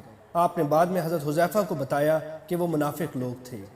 حضرت صلی اللہ علیہ وسلم کی تشریف آوری سے مدینہ منورہ کے باشندوں میں پہلے کے مقابلے میں عام خوشحالی آئی تھی۔ جس سے یہ منافقین بھی فائدہ اٹھا رہے تھے۔ پہلے ان کی معاشی حالت خستہ تھی، مگر آپ کی تشریف آوری کے بعد ان میں سے اکثر لوگ خاصے مالدار ہو گئے تھے۔ آیت کریمہ یہ کہہ رہی ہے کہ شرافت کا تقاضا تو یہ تھا کہ وہ اس خوشحالی پر اللہ تعالیٰ اور رسول کریم صلی اللہ علیہ وسلم کے شکر گزار ہوتے، لیکن انہوں نے اس احسان کا یہ بدلہ دیا۔ آیت کریمہ یہ کہہ رہی ہے کہ شرافت کا تقاضا تو یہ تھا کہ وہ اس خوشحالی پر اللہ تعالیٰ اور رسول کریم صلی اللہ علیہ وسلم کے شکر گزار ہوتے، لیکن انہوں نے اس احسان کا یہ بدلہ دیا کہ آپ کے خلاف سازشیں شروع کر دی۔ وَمِنْهُمْ مَنْ عَاهَدَ اللَّهَ لَئِنْ آتَانَا مِنْ فَضْلِهِ لَنَصَّدَّقَنَّ وَلَنَكُونَنَّ مِنَ الصَّالِحِينَ۔ ان میں وہ بھی ہیں جنہوں نے اللہ سے عہد کیا تھا کہ اگر وہ ہمیں اپنے فضل سے مال دے گا تو ہم ضرور صدقہ و خیرات کریں گے اور پکی طرح نیکوکاروں میں ہو جائیں گے۔ فَلَمَّا آتَاهُم مِّن فَضْلِهِ بَخِلُوا بِهِ وَتَوَلَّوْا وَهُم مُّعْرِضُونَ۔ لیکن جب اللہ نے اپنے فضل سے انہیں دیا تو یہ اس میں سے بخیلی کرنے لگے اور ٹال مٹول کر کے منہ موڑ لیا۔ حضرت ابو امامہ رضی اللہ عنہ کی ایک روایت میں ہے کہ ایک شخص جس کا نام ثعلبہ بن حاطب تھا، حضرت صلی اللہ علیہ وسلم کی خدمت میں حاضر ہوا اور درخواست کی کہ آپ میرے لیے مالدار ہونے کی دعا فرما دیں۔ آپ نے شروع میں اسے سمجھایا کہ بہت مالدار ہونا مجھے اپنے لیے بھی پسند نہیں ہے، لیکن اس نے بار بار اصرار کیا اور یہ وعدہ بھی کیا کہ اگر میں مالدار ہو گیا تو ہر حقدار کو اس کا حق پہنچاؤں گا۔ آپ نے اس موقع پر یہ حکیمانہ جملہ بھی ارشاد فرمایا کہ تھوڑا مال جس کا تم شکر ادا کر سکو اس زیادہ مال سے بہتر ہے جس کا شکر ادا نہ کر سکو۔ اس پر بھی اس کا اصرار جاری رہا تو حضرت صلی اللہ علیہ وسلم نے دعا فرما دی، چنانچہ وہ واقعی مالدار ہو گیا اور اس کے مال مویشی اتنے زیادہ ہو گئے کہ ان کی دیکھ بھال میں نمازیں چھوٹنے لگیں۔ پھر وہ ان جانوروں کی زیادتی کی وجہ سے مدینہ منورہ سے باہر جا کر رہنے لگا۔ شروع میں جمعہ کے دن مسجد میں آ جاتا تھا، پھر رفتہ رفتہ جمعے کو بھی آنا چھوڑ دیا۔ جب حضرت صلی اللہ علیہ وسلم کی طرف سے لوگ زکوٰۃ وصول کرنے کے لیے اس کے پاس پہنچے تو اس نے زکوٰۃ پر پھپتیاں کسی اور ٹال مٹول کر کے ان حضرات کو واپس بھیج دیا۔ اس آیت میں اس واقعے کی طرف اشارہ ہے۔ فَأَعْقَبَهُمْ نِفَاقًا فِي قُلُوبِهِمْ إِلَى يَوْمِ يَلْقَوْنَهُ بِمَا أَخْلَفُوا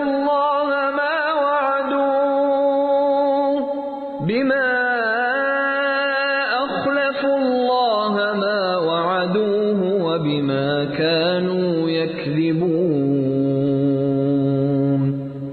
پس اس کی سزا میں اللہ نے ان کے دلوں میں نفاق ڈال دیا اللہ سے ملنے کے دنوں تک، کیونکہ انہوں نے اللہ سے کیے ہوئے وعدے کا خلاف کیا اور کیونکہ جھوٹ بولتے رہے۔ أَلَمْ يَعْلَمُوا أَنَّ اللَّهَ يَعْلَمُ سِرَّهُمْ وَنَجْوَاهُمْ وَأَنَّ اللَّهَ عَلَّامُ الْغُيُوبِ۔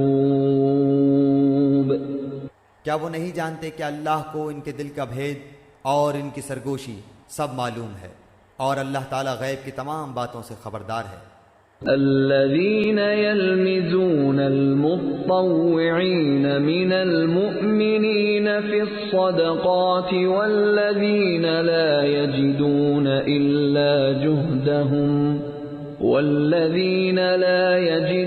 إلا جهدهم فيسخرون منهم سخر الله منهم ولهم عذاب أليم۔ جو لوگ ان مسلمانوں پر طعنہ زنی کرتے ہیں جو دل کھول کر خیرات کرتے ہیں، اور ان لوگوں پر جنہیں سوائے اپنی محنت مزدوری کے اور کچھ میسر ہی نہیں، پس یہ ان کا مذاق اڑاتے ہیں، اللہ بھی ان سے تمسخر کرتا ہے، انہی کے لیے دردناک عذاب ہے۔ حضرت صلی اللہ علیہ وسلم نے مسلمانوں کو صدقات نکالنے کی ترغیب دی تو ہر مخلص مسلمان نے اپنی استطاعت کے مطابق صدقہ لا کر پیش کیا۔ منافقین خود تو اس کار خیر میں کیا حصہ لیتے، مسلمانوں کو طعنے دیتے رہتے تھے۔ اگر کوئی شخص زیادہ مال لے کر آتا تو یہ کہتے کہ یہ تو دکھاوے کے لیے صدقہ کر رہا ہے، اور اگر کوئی غریب مزدور اپنے گاڑے پسینے کی کمائی سے کچھ تھوڑا سا صدقہ لے کر آتا تو منافقین اس کا مذاق اڑاتے اور کہتے کہ یہ کیا چیز اٹھا لایا ہے، اللہ اس سے بے نیاز ہے۔ صحیح بخاری اور حدیث و تفسیر کی دوسری کتابوں میں بھی ایسے بہت سے واقعات مروی ہیں، لیکن اس جگہ غالباً وہ موقع مراد ہے جب حضرت صلی اللہ علیہ وسلم نے غزوہ تبوک کے لیے چندہ جمع کرنے کی ترغیب دی تھی۔ در منصور میں ایک روایت سے اس کی تائید ہوتی ہے۔ اللہ تعالیٰ یوں تو مذاق اڑانے سے بے نیاز ہے، لیکن اس سے مراد یہ ہے کہ اللہ تعالیٰ ان کو مذاق اڑانے کی سزا دے گا، اور اللہ تعالیٰ کی طرف مذاق اڑانے کی نسبت محاورتاً کی گئی ہے، جسے عربی قواعد کی روح سے مشاکلت کہا جاتا ہے۔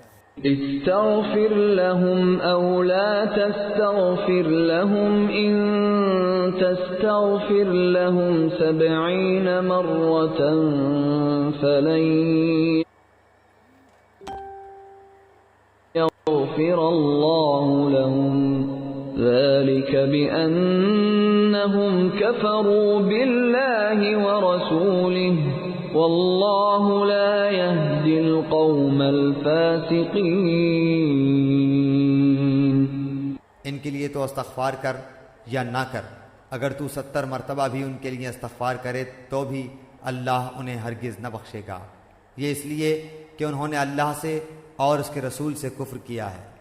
ایسے فاسق لوگوں کو رب کریم ہدایت نہیں دیتا۔ فرح المخلفون بمقعدهم خلاف رسول الله وكرهوا أن يجاهدوا بأموالهم وأنفسهم في سبيل الله وقالوا لا تنفروا في الحر قل نار جهنم أشد حرا لو كانوا يفقهون۔ پیچھے رہ جانے والے لوگ رسول اللہ صلی اللہ علیہ وآلہ وسلم کے جانے کے بعد اپنے بیٹھے رہنے پر خوش ہیں۔ انہوں نے اللہ کی راہ میں اپنے مال اور اپنی جانوں سے جہاد کرنا ناپسند رکھا، اور انہوں نے کہہ دیا کہ اس گرمی میں مت نکلو۔ کہہ دیجئے کہ دوزخ کی آگ بہت ہی سخت گرم ہے، کاش کہ وہ سمجھتے ہوتے۔ فَلْيَضْحَكُوا قَلِيلًا وَلْيَبْكُوا كَثِيرًا جَزَاءً بِمَا كَانُوا يَكْسِبُونَ۔ پس انہیں چاہیے کہ بہت کم ہنسیں اور بہت زیادہ روئیں بدلے میں اس کے جو یہ کرتے تھے۔ فَإِن رَّجَعَكَ اللَّهُ إِلَىٰ طَائِفَةٍ مِّنْهُمْ فَاسْتَأْذَنُوكَ لِلْخُرُوجِ فَقُل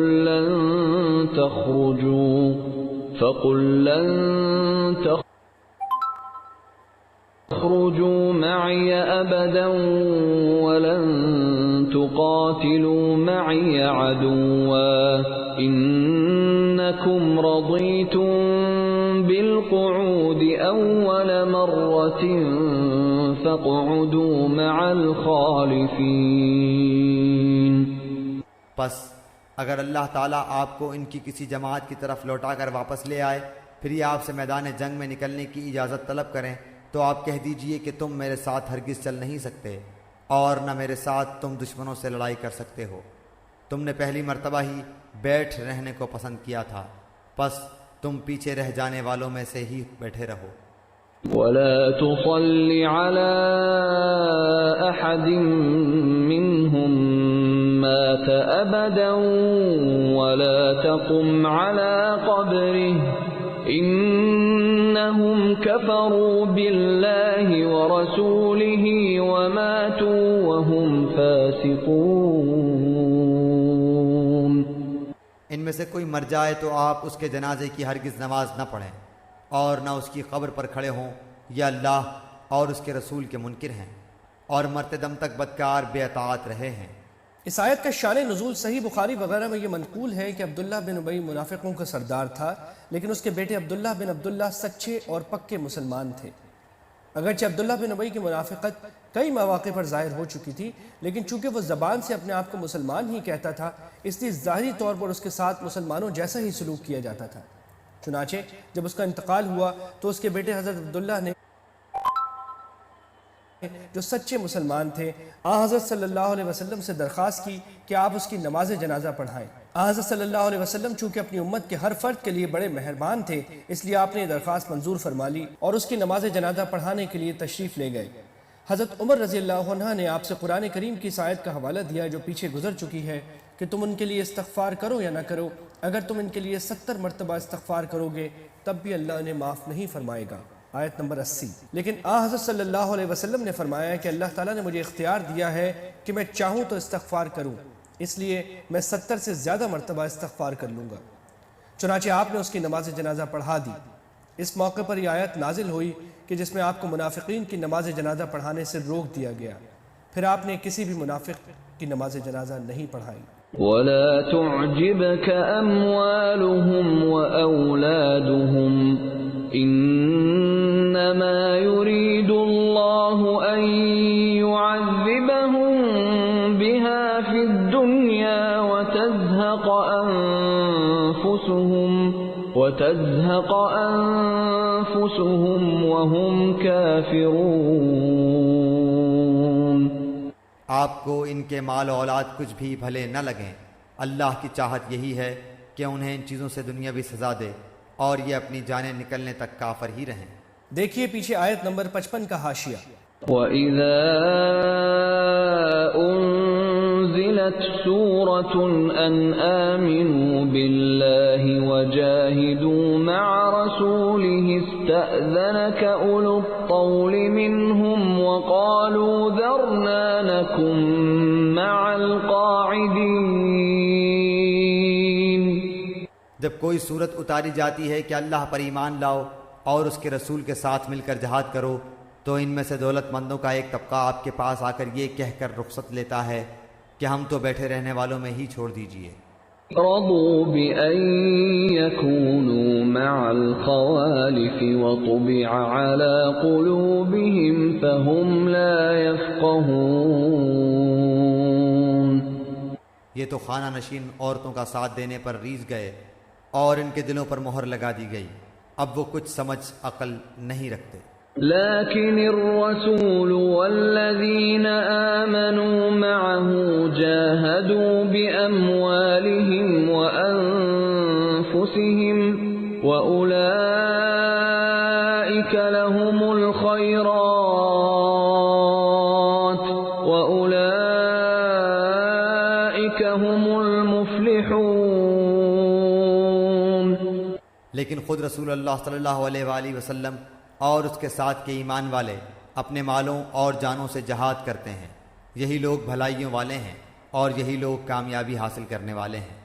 أعد الله لهم جنات تجري من تحتها الأنهار خالدين فيها ذلك الفوز العظيم۔ انہی کے لیے اللہ نے وہ جنتیں تیار کی ہیں جن کے نیچے نہریں جاری ہیں، جن میں یہ ہمیشہ رہنے والے ہیں، یہی بہت بڑی کامیابی ہے۔ وجاء المعذرون من الأعراب ليؤذن لهم وقعد الذين كذبوا الله ورسوله سيصيب الذين كفروا منهم عذاب أليم۔ بادیہ نشینوں میں سے عذر والے لوگ حاضر ہوئے کہ انہیں رخصت دے دی جائے، اور وہ بیٹھ رہے جنہوں نے اللہ سے اور اس کے رسول سے جھوٹی باتیں بنائی تھیں۔ اب تو ان میں جتنے کفار ہیں انہیں دکھ دینے والی مار پہنچ کر رہے گی۔ جس طرح مدینہ منورہ میں بہت سے منافق تھے، اسی طرح مدینہ منورہ سے باہر دیہات میں بھی منافق موجود تھے۔ چونکہ غزوہ تبوک میں جانے کا حکم صرف اہل مدینہ کے لیے نہیں بلکہ آس پاس کے لوگوں کے لیے بھی تھا، اس لیے یہ دیہاتی منافقین بھی بہانہ کرنے کے لیے آئے تھے۔ ليس على الضعفاء ولا على المرضى ولا على الذين لا يجدون ما ينفقون حرج إذا نصحوا لله ورسوله ما على المحسنين من سبيل والله غفور رحيم۔ ضعیفوں پر اور بیماروں پر اور ان پر جن کے پاس خرچ کرنے کو کچھ بھی نہیں کوئی حرج نہیں، بشرطے کہ وہ اللہ اور اس کے رسول کی خیر خواہی کرتے رہیں۔ ایسے نیک کاروں پر الزام کی کوئی راہ نہیں، اللہ تعالیٰ بڑی مغفرت و رحمت والا ہے۔ ولا على الذين إذا ما أتوك لتحملهم قلت لا أجد ما أحملكم عليه تولوا وأعينهم تفيض من الدمع حزنا ألا يجدوا ما ينفقون. ہاں ان پر بھی کوئی حرج نہیں جو آپ کے پاس آتے ہیں کہ آپ انہیں سواری مہیا کر دیں، تو آپ جواب دیتے ہیں کہ میں تو تمہاری سواری کے لیے کچھ بھی نہیں پاتا، تو وہ رنج و غم سے اپنی آنکھوں سے آنسو بہاتے ہوئے لوٹ جاتے ہیں کہ انہیں خرچ کرنے کے لیے کچھ بھی میسر نہیں. روایات میں ہے کہ یہ 7 انصاری صحابہ تھے: حضرت سالم بن عمیر، حضرت علبہ بن زید، حضرت عبد الرحمن بن کعب، حضرت عمر بن الحمام، حضرت عبداللہ بن مغفل، حضرت حرمی بن عبداللہ اور حضرت عرباز بن ساریہ رضی اللہ تعالی عنہم اجمعین. انہوں نے غزوہ تبوک میں شامل ہونے کے لیے اپنے شوق کا اظہار فرمایا اور آن حضرت صلی اللہ علیہ وسلم سے سواری کی درخواست پیش کی. جب آپ نے فرمایا کہ میرے پاس کوئی سواری نہیں ہے تو یہ روتے ہوئے واپس گئے. انما السبيل على الذين يستأذنونك وهم أغنياء رضوا بأن يكونوا مع الخوالف وطبع الله على قلوبهم فهم لا يعلمون. بے شک انہی لوگوں پر راہ الزام ہے جو باوجود دولت مند ہونے کے آپ سے اجازت طلب کرتے ہیں، یہ خانہ نشین عورتوں کا ساتھ دینے پر خوش ہیں، اور ان کے دلوں پر مہر خداوندی لگ چکی ہے جس سے وہ محض بے علم ہو گئے ہیں. يعتذرون إليكم إذا رجعتم إليهم قل لا تعتذروا لن نؤمن لكم قد نبأنا الله من أخباركم وسيرى الله عملكم ورسوله ثم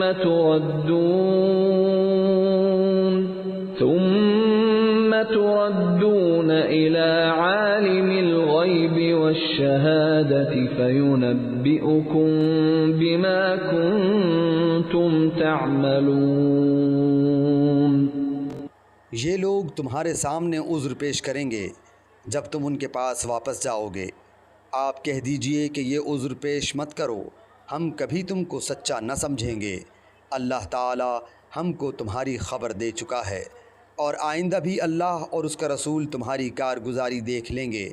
پھر ایسے کے پاس لوٹائے جاؤ گے جو پوشیدہ اور ظاہر سب کا جاننے والا ہے، پھر وہ تم کو بتا دے گا جو کچھ تم کرتے تھے. سيحلفون بالله لكم إذا انقلبتم إليهم لتعرضوا عنهم فأعرضوا عنهم إنهم رجس ومأواهم جهنم جزاء بما كانوا يكسبون. ہاں وہ اب تمہارے سامنے اللہ کی قسمیں کھا جائیں گے جب تم ان کے پاس واپس جاؤ گے تاکہ تم ان کو ان کی حالت پر چھوڑ دو. سو تم ان کو ان کی حالت پر چھوڑ دو. وہ لوگ بالکل گندے ہیں اور ان کا ٹھکانہ دوزخ ہے، ان کاموں کے بدلے جنہیں وہ کیا کرتے تھے. یہاں درگزر کرنے کا مطلب یہ ہے کہ ان کی بات سن کر انہیں نظر انداز کر دیا جائے، نہ تو فوری طور پر انہیں کوئی سزا دی جائے اور نہ یہ وعدہ کیا جائے کہ ان کی معذرت قبول کر لی گئی ہے اور انہیں معاف کر دیا گیا ہے. اس طرز عمل کی وجہ اگلے جملے میں یہ بیان کی گئی ہے کہ اپنے نفاق کی وجہ سے یہ سراپا گندگی ہے، ان کی معذرت جھوٹی ہے جو انہیں اس گندگی سے پاک نہیں کر سکتی، اور آخرکار ان کو اللہ تعالیٰ کی طرف سے عذاب کا سامنا کرنا پڑے گا. يحلفون لكم لترضوا عنهم فإن ترضوا عنهم فإن الله لا يرضى عن القوم الفاسقين. یہ اس لیے قسمیں کھائیں گے کہ تم ان سے راضی ہو جاؤ. سو اگر تم ان سے راضی بھی ہو جاؤ تو اللہ تعالیٰ کو ایسے فاسق لوگوں سے راضی نہیں ہوتا. الأعراب أشد كفرا ونفاقا وأجدر ألا يعلموا حدود ما أنزل الله على رسوله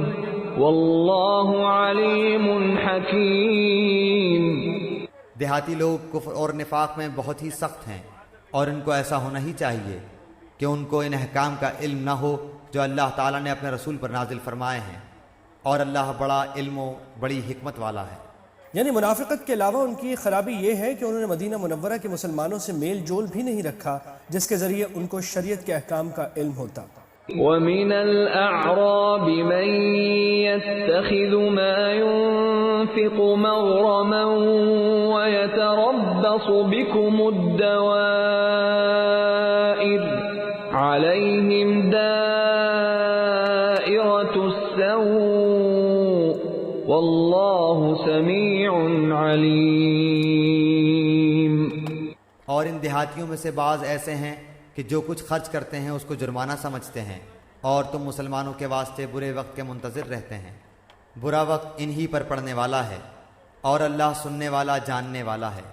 یعنی یہ لوگ چاہتے ہیں کہ مسلمان مصیبت کے کسی ایسے چکر میں پڑ جائیں کہ ان لوگوں کو اس قسم کے احکام سے آزادی مل جائے جن پر عمل کرنا انہیں بہت مشکل معلوم ہوتا ہے۔ خاص طور سے غزوہ تبوک کے موقع پر ان لوگوں کو یہ امید لگی ہوئی تھی کہ اس مرتبہ مسلمانوں کا مقابلہ روم کی عظیم طاقت سے ہو رہا ہے، اس لیے شاید اس بار وہ رومیوں کے ہاتھوں شکست کھا کر اپنی ساری طاقت کھو بیٹھیں گے۔ آگے اللہ تعالیٰ نے فرمایا ہے کہ در حقیقت یہ لوگ خود نفاق کے چکر میں پڑے ہوئے ہیں اور جو انہیں دنیا اور آخرت دونوں کی رسوائی میں مبتلا کر کے رہے گا۔ وَمِنَ الْأَعْرَابِ مَن يُؤْمِنُ بِاللَّهِ وَالْيَوْمِ الْآخِرِ وَيَتَّخِذُ مَا يُنفِقُ قُرُبَاتٍ عِندَ اللَّهِ وَصَلَوَاتِ الرَّسُولِ أَلَا إِنَّهَا قُرْبَةٌ لَهُمْ سَيُدْخِلُهُمُ اللَّهُ فِي رَحْمَتِهِ إِنَّ اللَّهَ غَفُورٌ رَحِيمٌ۔ اور بعض اہل دیہات میں ایسے بھی ہیں جو اللہ تعالیٰ پر اور قیامت کے دن پر ایمان رکھتے ہیں، اور جو کچھ خرچ کرتے ہیں اس کو عند اللہ قرب حاصل ہونے کا ذریعہ اور رسول کی دعا کا ذریعہ بناتے ہیں۔ یاد رکھو کہ ان کا یہ خرچ کرنا بے شک ان کے لیے موجب قربت ہے، ان کو اللہ تعالیٰ ضرور اپنی رحمت میں داخل کرے گا۔ اللہ تعالیٰ بڑی مغفرت والا، بڑی رحمت والا ہے۔ والسابقون الأولون من المهاجرين والأنصار والذين اتبعوهم بإحسان رضي الله عنهم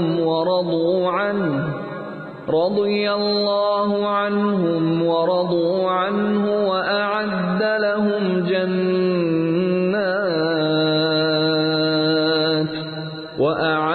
لهم جنات تجري تحتها الأنهار خالدين فيها أبدا ذلك الفوز العظيم۔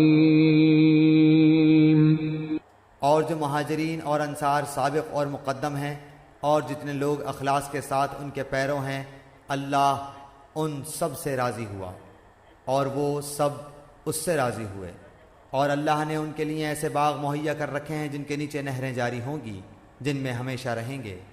یہ بڑی کامیابی ہے۔ وَمِمَّنْ حَوْلَكُمْ مِنَ الْأَعْرَابِ مُنَافِقُونَ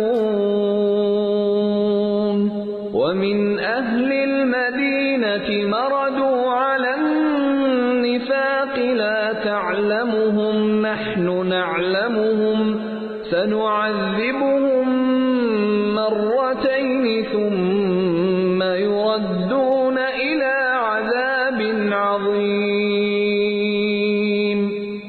اور کچھ تمہارے گرد و پیش والوں میں اور کچھ مدینے والوں میں ایسے منافق ہیں کہ نفاق پر اڑے ہوئے ہیں، آپ ان کو نہیں جانتے، ان کو ہم جانتے ہیں، ہم ان کو دوہری سزا دیں گے، پھر وہ بڑے بھاری عذاب کی طرف بھیجے جائیں گے۔ پہلے جن دیہاتیوں کا ذکر آیا تھا وہ مدینہ منورہ سے دور رہتے تھے، اب ان دیہاتیوں کا ذکر ہے جو مدینہ منورہ کے آس پاس رہتے تھے، اور خود مدینہ منورہ کے باشندوں میں ان منافقین کا جن کا نفاق حضرت صلی اللہ علیہ وسلم کو بھی معلوم نہیں تھا۔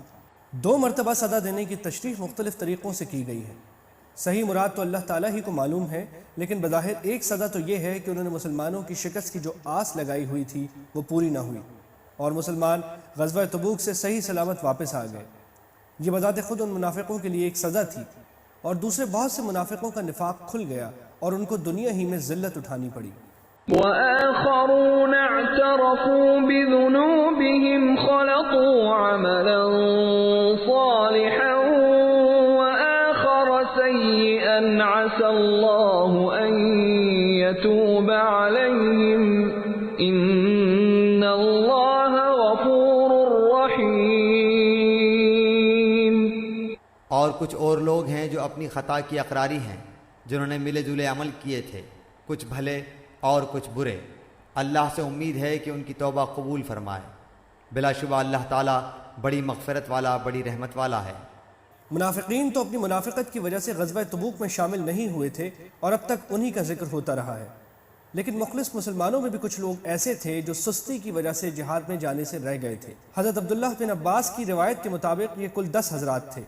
ان میں سے 7 کو اپنی سستی پر اتنی سخت شرمندگی ہوئی کہ ابھی حضرت صلی اللہ علیہ وسلم تبوک سے واپس بھی نہیں پہنچے تھے کہ یہ خود اپنے آپ کو سزا دینے کے لیے مسجد نبوی پہنچے اور اپنے آپ کو مسجد کے ستونوں سے باندھ لیا اور یہ کہا کہ جب تک حضرت صلی اللہ علیہ وسلم خود ہمیں معاف کر کے نہیں کھولیں گے ہم انہی ستونوں سے بندھے رہیں گے۔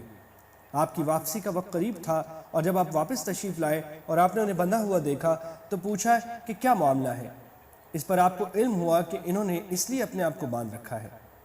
حضرت صلی اللہ علیہ وسلم نے فرمایا کہ اب میں بھی ان کو اس وقت تک نہیں کھولوں گا جب تک اللہ تعالیٰ خود انہیں کھولنے کا حکم نہ دے دے۔ اس موقع پر یہ آیت نازل ہوئی، ان کی توبہ قبول کر لی گئی اور انہیں کھول دیا گیا۔ ان 7 حضرات میں حضرت ابو لبابہ رضی اللہ عنہ بھی تھے، جن کے نام سے ایک ستون اب بھی مسجد نبوی میں موجود ہے اور اسے اسطوانۃ التوبہ بھی کہا جاتا ہے۔ ایک روایت یہ بھی ہے کہ انہوں نے اس ستون سے اپنے آپ کو اس وقت باندھا تھا جب بنو قریظہ کے معاملے میں ان سے ایک غلطی ہو گئی تھی، لیکن حافظ ابن جریر رحمۃ اللہ علیہ نے اسی کو ترجیح دی ہے کہ یہ واقعہ تبوک سے متعلق ہے اور اسی کے بارے میں یہ آیت نازل ہوئی ہے۔ باقی 3 حضرات جو تبوک نہیں گئے تھے ان کا ذکر آگے آیت نمبر 106 میں آ رہا ہے۔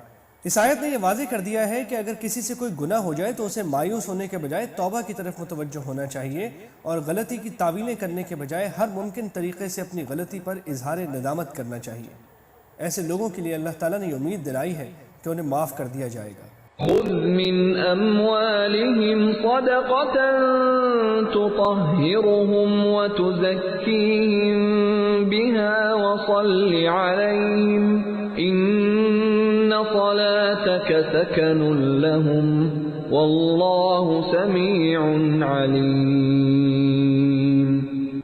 آپ ان کے مالوں میں سے صدقہ لے لیجئے جس کے ذریعے سے آپ ان کو پاک صاف کر دیں اور ان کے لیے دعا کیجئے، بلا شبہ آپ کی دعا ان کے لیے موجب اطمینان ہے اور اللہ تعالیٰ خوب سنتا ہے، خوب جانتا ہے۔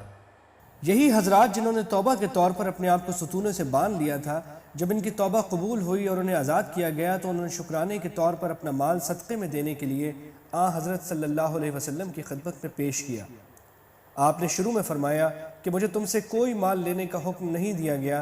اس پر یہ آیت نازل ہوئی کہ آپ ان سے صدقہ قبول فرما لیں۔ آیت میں صدقے کی 2 خاصیتیں بیان فرمائی گئی ہیں۔ ایک یہ کہ وہ انسان کو گناہوں اور برے اخلاق سے پاک ہونے میں مدد دیتا ہے، اور دوسرے یہ کہ اس سے انسان کی نیکیوں میں برکت اور ترقی ہوتی ہے۔ یہاں یہ بھی واضح رہے کہ اگرچہ یہ آیت اس خاص واقعے میں نازل ہوئی تھی، لیکن چونکہ اس کے الفاظ عام ہیں اس لیے امت کے فقہا کا اجماع ہے کہ اسی آیت کی روح سے اسلامی ریاست کے ہر سربراہ کو اپنے عوام سے زکوٰۃ وصول کرنے اور اسے صحیح مصارف پر خرچ کرنے کا حق حاصل ہے۔ اسی وجہ سے حضرت صدیق اکبر رضی اللہ عنہ کی خلافت کے زمانے میں جن لوگوں نے آپ کو زکوٰۃ دینے سے انکار کیا ان سے آپ نے جہاد کیا۔ أَلَمْ يَعْلَمُوا أَنَّ اللَّهَ هُوَ يَقْبَلُ التَّوْبَةَ عَنْ عِبَادِهِ وَيَأْخُذُ الصَّدَقَاتِ وَأَنَّ اللَّهَ هُوَ التَّوَّابُ الرَّحِيمُ۔ کیا ان کو یہ خبر نہیں کہ اللہ ہی اپنے بندوں کی توبہ قبول کرتا ہے اور وہی صدقات کو قبول فرماتا ہے، اور یہ کہ اللہ ہی توبہ قبول کرنے میں اور رحمت کرنے میں کامل ہے۔ وَقُلِ اعْمَلُوا فَسَيَرَى اللَّهُ عَمَلَكُمْ وَرَسُولُهُ وَالْمُؤْمِنُونَ وستردون إلى عالم الغيب والشهادة فينبئكم بما كنتم تعملون۔ کہہ دیجئے کہ تم عمل کیے جاؤ، تمہارے عمل اللہ خود دیکھ لے گا، اور اس کا رسول اور ایمان والے بھی دیکھ لیں گے، اور ضرور تم کو ایسے کے پاس جانا ہے جو تمام چھپی اور کھلی چیزوں کا جاننے والا ہے، سو وہ تم کو تمہارا رب سب کیا ہوا بتلا دے گا۔ اس آیت نے تنبیہ فرمائی ہے کہ توبہ کے بعد بھی کسی شخص کو بے فکر ہو کر نہیں بیٹھنا چاہیے، بلکہ اپنی آئندہ زندگی میں اپنا طرز عمل درست کرنے کی فکر کرنی چاہیے۔ وآخرون مرجون لأمر الله إما يعذبهم وإما يتوب عليهم والله عليم حكيم۔ اور کچھ اور لوگ ہیں جن کا معاملہ اللہ کا حکم آنے تک ملتوی ہے، ان کو سزا دے گا یا ان کی توبہ قبول کر لے گا، اور اللہ خوب جاننے والا ہے، بڑا حکمت والا ہے۔ یہ ان 10 میں سے 3 حضرات تھے جو کسی عذر کے بغیر سے سستی کی وجہ سے تبوک کی مہم میں حضرت صلی اللہ علیہ وسلم کے ساتھ نہیں گئے تھے۔ یہ حضرت کعب بن مالک، حضرت ہلال بن امیہ اور مرارہ بن ربی رضی اللہ عنہم تھے۔ ان حضرات کو ندامت تو تھی، لیکن انہوں نے توبہ کرنے میں اتنی جلدی نہیں کی جتنی حضرت ابو لبابہ رضی اللہ عنہ اور ان کے ساتھیوں نے کی تھی، نہ وہ طریقہ اختیار کیا جو ان 7 حضرات نے اختیار کیا تھا۔ چنانچہ جب یہ حضرات حضرت صلی اللہ علیہ وسلم کے پاس معاذت کرنے کے لیے پہنچے تو آپ نے ان کے بارے میں اپنا فیصلہ ملتوی فرما دیا، اور جب تک اللہ تعالیٰ کی طرف سے کوئی حکم نہ آئے ان کے بارے میں یہ حکم دیا کہ سب مسلمان ان کا معاشرتی بائیکاٹ کریں۔ چنانچہ 50 دن تک ان کا بائیکاٹ جاری رہا، اور توبہ اس وقت قبول ہوئی جب آیت نمبر 118 نازل ہوئی۔ تفصیل وہیں پر آئے گی۔ والذين اتخذوا مسجدا ضرارا وكفرا وتفريقا بين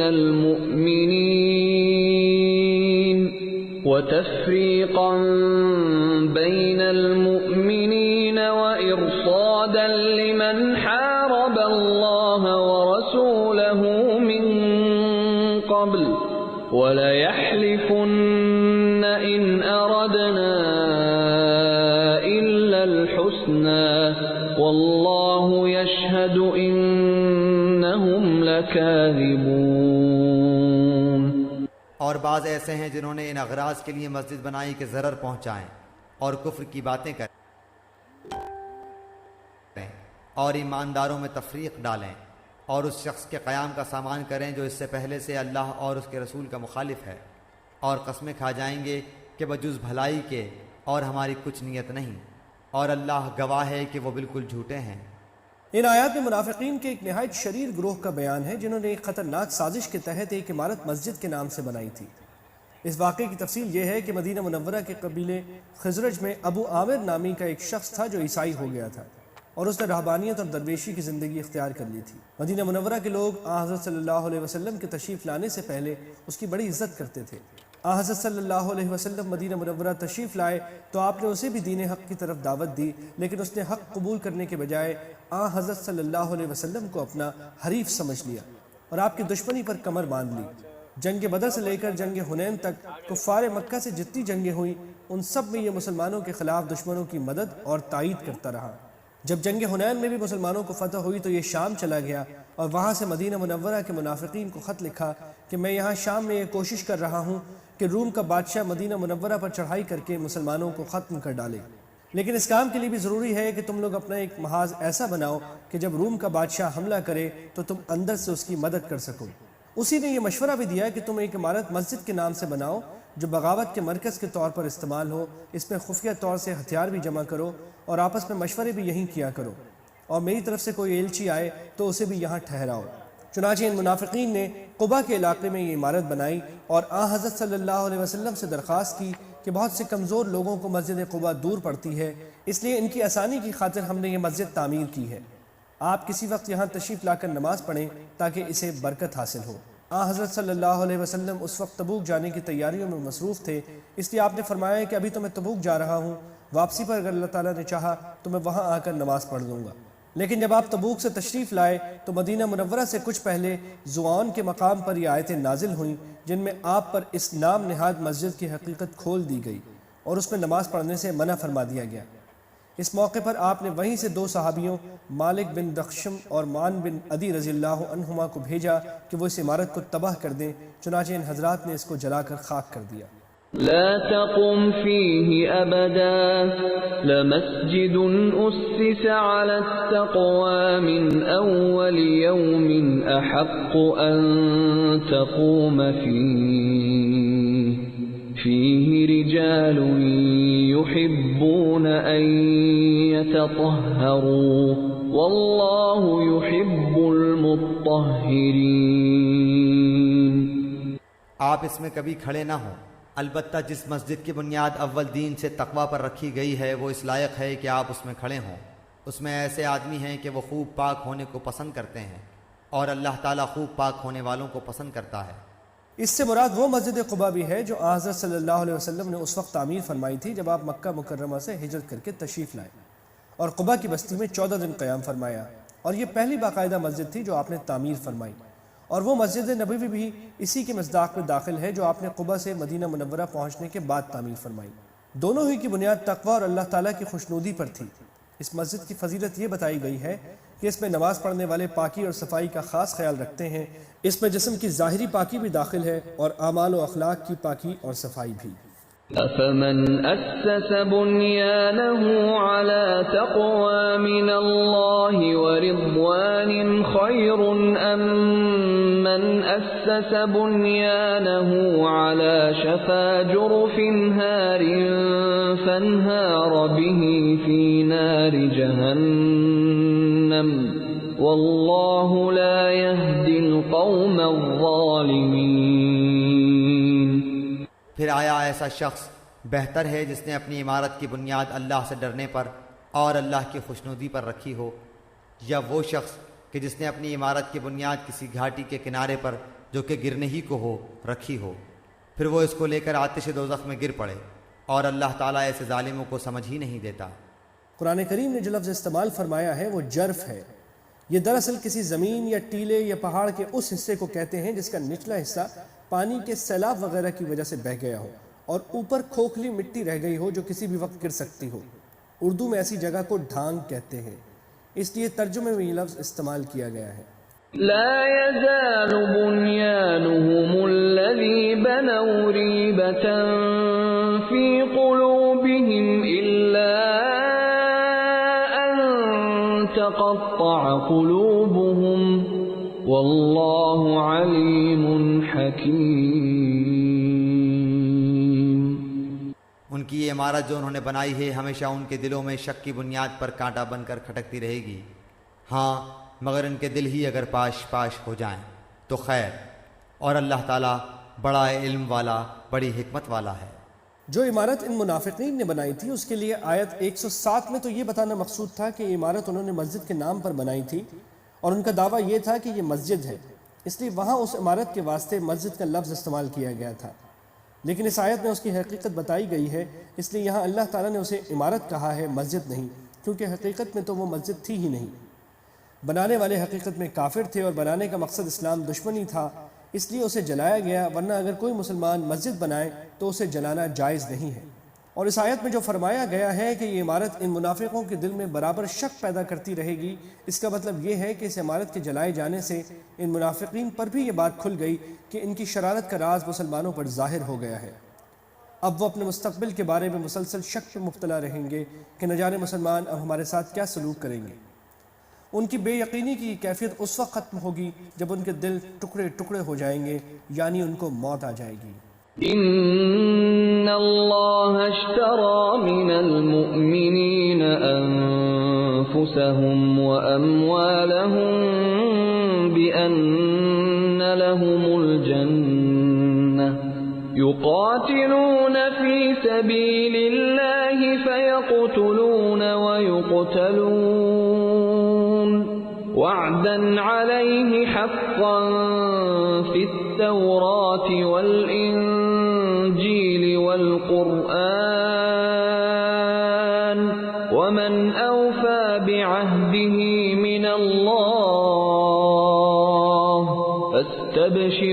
ببيعكم الذي بايعتم به وذلك هو الفوز العظيم۔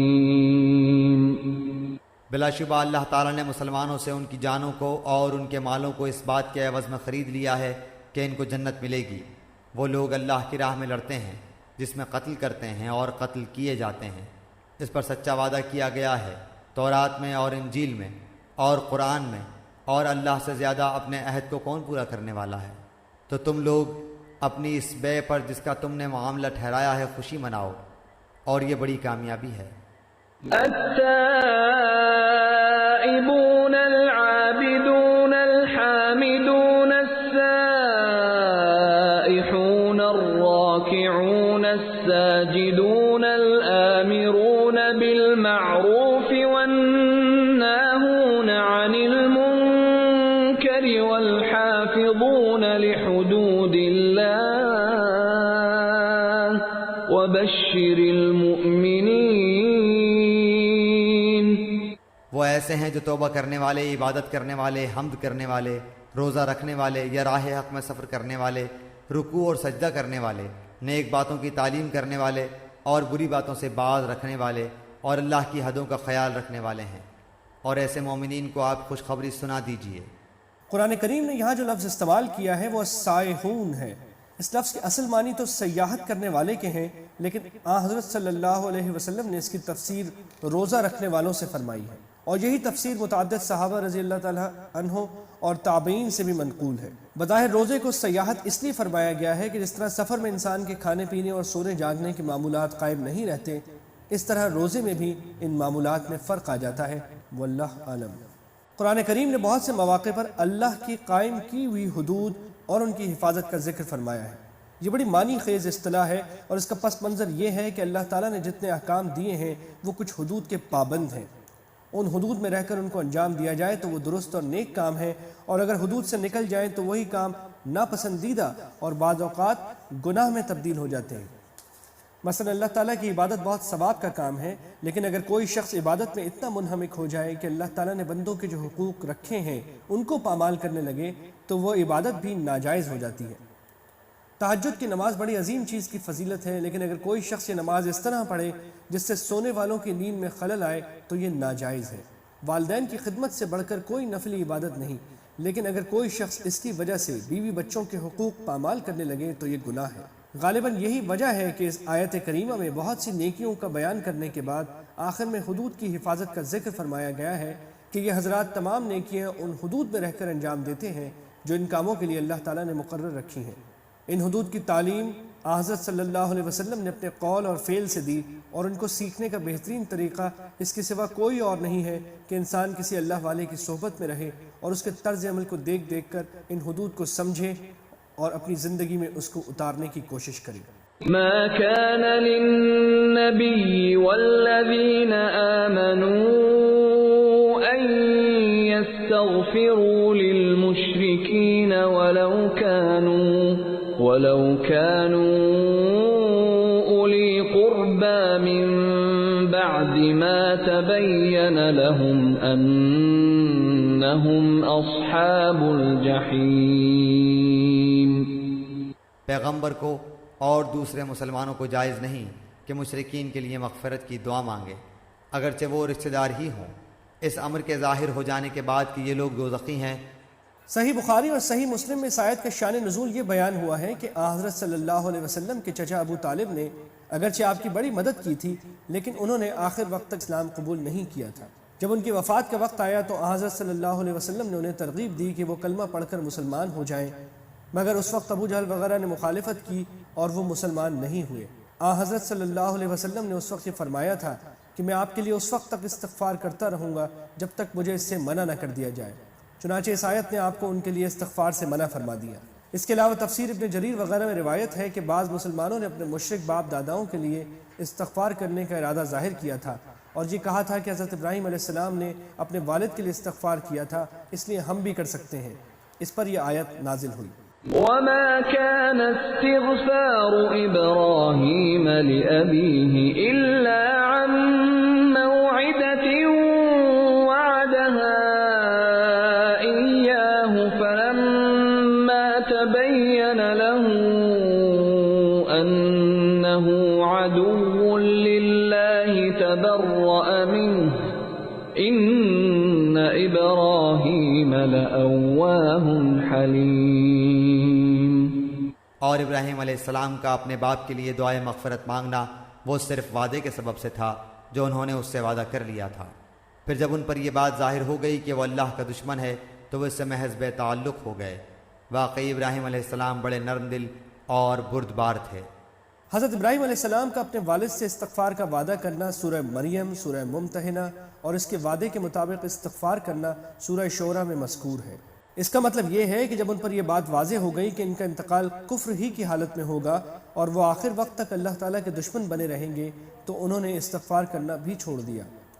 اس سے علماء کرام نے یہ نتیجہ نکالا ہے کہ کسی کافر کے لیے اس نیت سے مغفرت کی دعا کرنا جائز ہے کہ اسے ایمان لانے کی توفیق ہو جائے اور اس طرح اس کی مغفرت ہو جائے، لیکن جس شخص کے بارے میں یقین ہو کہ اس کی موت کفر پر ہوئی ہے اس کے لیے مغفرت کی دعا جائز نہیں ہے۔ یہ قرآن کریم کے لفظ اواہن کا ٹھیٹھ ترجمہ ہے۔ اس کا مطلب یہ ہے کہ وہ بڑے نرم دل اور رقیق القلب تھے۔ اللہ تعالیٰ کی یاد اور آخرت کی فکر میں وہ آہیں بھرتے تھے اور ان پر گریہ طاری ہو جاتا تھا۔ وما كان الله ليضل قوما بعد إذ هداهم حتى يبين لهم ما يتقون إن الله بكل شيء عليم۔ اور اللہ ایسا نہیں کرتا کہ کسی قوم کو ہدایت کر کے بعد میں گمراہ کر دے جب تک کہ ان چیزوں کی صاف صاف نہ بتلا دے جن سے وہ بچیں۔ بے شک اللہ تعالیٰ ہر چیز کو خوب جانتا ہے۔ یعنی اب تک چونکہ واضح طور پر یہ حکم نہیں دیا گیا تھا کہ کسی مشرک کے لیے استغفار جائز نہیں، اس لیے جن لوگوں نے اس سے پہلے کسی مشرک کے لیے استغفار کیا ان پر کوئی گرفت نہیں ہوگی۔ ان اللہ له ملک السماوات والارض يحيي ويميت وما لكم من دون الله من ولي ولا نصير۔ بلا شبہ اللہ ہی کی سلطنت ہے آسمانوں اور زمین میں، وہی جلاتا اور مارتا ہے، اور تمہارا اللہ کے سوا نہ کوئی یار ہے اور نہ کوئی مددگار۔ لقد تاب الله على النبي والمهاجرين والأنصار الذين اتبعوه في ساعة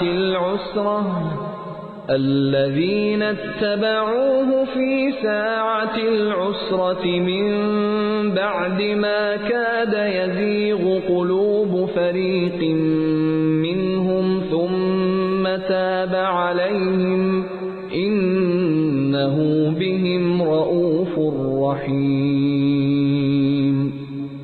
اللہ تعالیٰ نے پیغمبر کے حال پر توجہ فرمائی اور مہاجرین اور انصار کے حال پر بھی جنہوں نے ایسی تنگی کے وقت پیغمبر کا ساتھ دیا، اس کے بعد کہ ان میں سے ایک گروہ کے دلوں میں کچھ تزلزل ہو چلا تھا، پھر اللہ نے ان کے حال پر توجہ فرمائی۔ بلا شبہ اللہ تعالیٰ ان سب پر بہت ہی شفیق مہربان ہے۔ منافقین کی مذمت اور سستی سے رہ جانے والے مسلمانوں کی معافی کا ذکر کرنے کے بعد مسلمانوں کی اس اکثریت کو اللہ تعالیٰ کی طرف سے شاباش دی جا رہی ہے جنہوں نے انتہائی کٹھن حالات میں خندہ پیشانی کے ساتھ تبوک کی مہم میں حصہ لیا۔ ان میں بھی اکثریت تو انہی کی تھی جن کے دل میں جہاد اور تعمیل حکم کا جذبہ اتنا مضبوط تھا کہ وہ ان مشکل حالات کو خاطر میں نہیں لائے۔ البتہ کچھ حضرات ایسے بھی تھے کہ شروع میں ان مشکلات کی وجہ سے ان کے دل میں وسوسے آئے، لیکن آخرکار انہوں نے دل و جان سے مہم میں حصہ لیا۔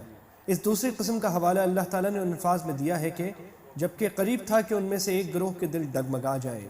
وعلى الثلاثة الذين خلفوا حتى إذا ضاقت عليهم الأرض بما رحبت وضاقت عليهم أنفسهم وظنوا أن لا ملجأ من الله إلا إليه ثم تاب عليهم ليتوبوا إن الله هو التواب الرحيم۔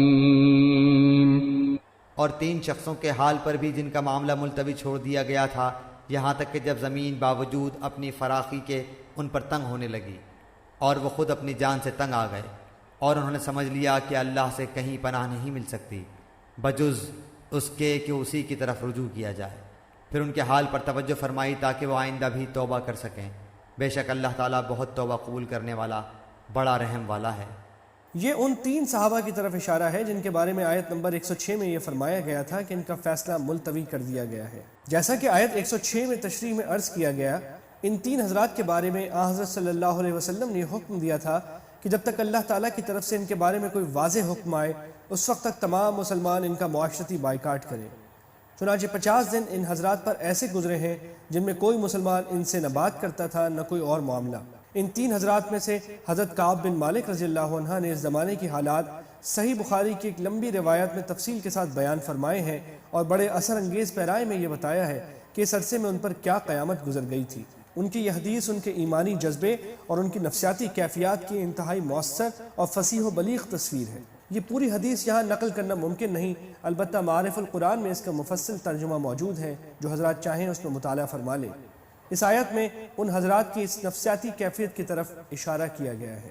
يا أيها الذين آمنوا اتقوا الله وكونوا مع الصادقين۔ اے ایمان والو، اللہ تعالیٰ سے ڈرو اور سچوں کے ساتھ رہو۔ یہ ان 3 حضرات کے واقعے سے ملنے والا سبق ہے جس کی طرف اللہ تعالیٰ نے توجہ دلائی ہے۔ انہوں نے اپنی غلطی کو چھپانے کے لیے منافقین کی طرح جھوٹے سچے بہانے نہیں بنائے، بلکہ جو حقیقت تھی وہ سچ بیان کر دی کہ ان کے پاس کوئی عذر نہیں تھا۔ ان کی سچائی کی برکت سے اللہ تعالیٰ نے ان کی نہ صرف توبہ قبول فرمائی بلکہ سچے لوگوں کی حیثیت سے قیامت تک کے لیے ان کا تذکرہ قرآن مجید میں زندہ جاوید کر دیا گیا۔ اس آیت میں یہ تعلیم بھی ہے کہ انسان کو اپنی صحبت سچے لوگوں کے ساتھ رکھنی چاہیے اور جو زبان کے بھی سچے ہوں اور عمل کے بھی سچے۔ ما كان لأهل المدينة ومن حولهم من الأعراب أن يتخلفوا عن رسول الله ولا يرغبوا بأنفسهم عن نفسه ذلك بأنهم لا يصيبهم ظمأ ولا نصب ولا مخمصة في سبيل الله ولا يطؤون موطئا يغيظ الكفار ولا ينالون من عدو نيلا إلا كتب لهم به عمل صالح إن الله لا يضيع أجر المحسنين۔ مدینے کے رہنے والوں کو اور جو دیہاتی ان کے گرد و پیش ہیں ان کو یہ زیبا نہ تھا کہ رسول اللہ کو چھوڑ کر پیچھے رہ جائیں، اور نہ یہ کہ اپنی جان کو ان کی جان سے عزیز سمجھیں۔ یہ اس سبب سے کہ ان کو اللہ کی راہ میں جو پیاس لگی اور جو تکان پہنچی اور جو بھوک لگی اور کسی ایسی جگہ چلے جو کفار کے لیے معجب غیظ ہوا ہو اور دشمنوں کی جو کچھ خبر لی، ان سب پر ان کے نام ایک ایک نیک کام لکھا گیا۔ یقیناً اللہ تعالیٰ مخلصین کا اجر ضائع نہیں کرتا۔ ولا ينفقون نفقة صغيرة ولا كبيرة ولا يقطعون واديا إلا كتب لهم ليجزيهم الله أحسن ما كانوا يعملون۔ اور جو کچھ چھوٹا بڑا انہوں نے خرچ کیا اور جتنے میدان ان کو طے کرنے پڑے، یہ سب بھی ان کے نام لکھا گیا تاکہ اللہ تعالیٰ ان کے کاموں کو اچھے سے اچھا بدلا دے۔ یعنی اگرچہ ان اعمال میں سے بعض چھوٹے نظر آتے ہوں لیکن ان کا ثواب ان مجاہدین کے بہترین اعمال کے برابر دیا جائے گا۔ یہاں یہ واضح رہے کہ قرآن کریم میں احسن یعنی بہترین کو اعمال کی صفت قرار دیا گیا ہے، اور اسے جزا کی صفت قرار دینے پر علامہ ابو حیان نے البحر المحیط میں نحوی اعتبار سے جو اشکال پیش کیا ہے اس کا کوئی اطمینان بخش جواب نہیں دیا جا سکا۔ چنانچہ علامہ آلوسی نے بھی اس اعتراض کو نقل کر کے اس کی تائید کی ہے، لہٰذا یہاں ترجمہ اس تفسیر کے مطابق کیا گیا ہے جو مدارک التنزیل میں مذکور ہے۔ وما كان المؤمنون لينفروا كافة فلولا نفر من كل فرقة منهم طائفة ليتفقهوا في الدين ولينذروا قومهم إذا رجعوا إليهم لعلهم يحذرون۔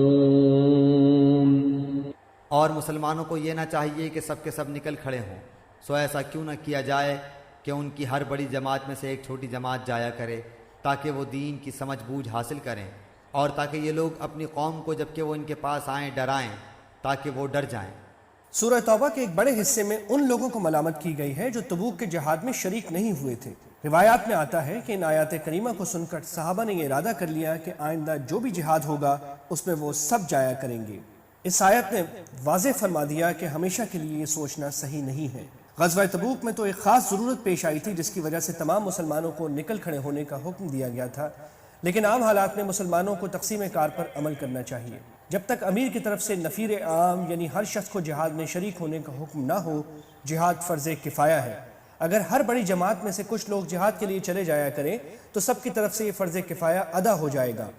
یہ اس لیے بھی ضروری ہے کہ جس طرح جہاد امت مسلمہ کی ایک ضرورت ہے، اسی طرح دین کا علم حاصل کرنا بھی امت کی ایک اہم ضرورت ہے۔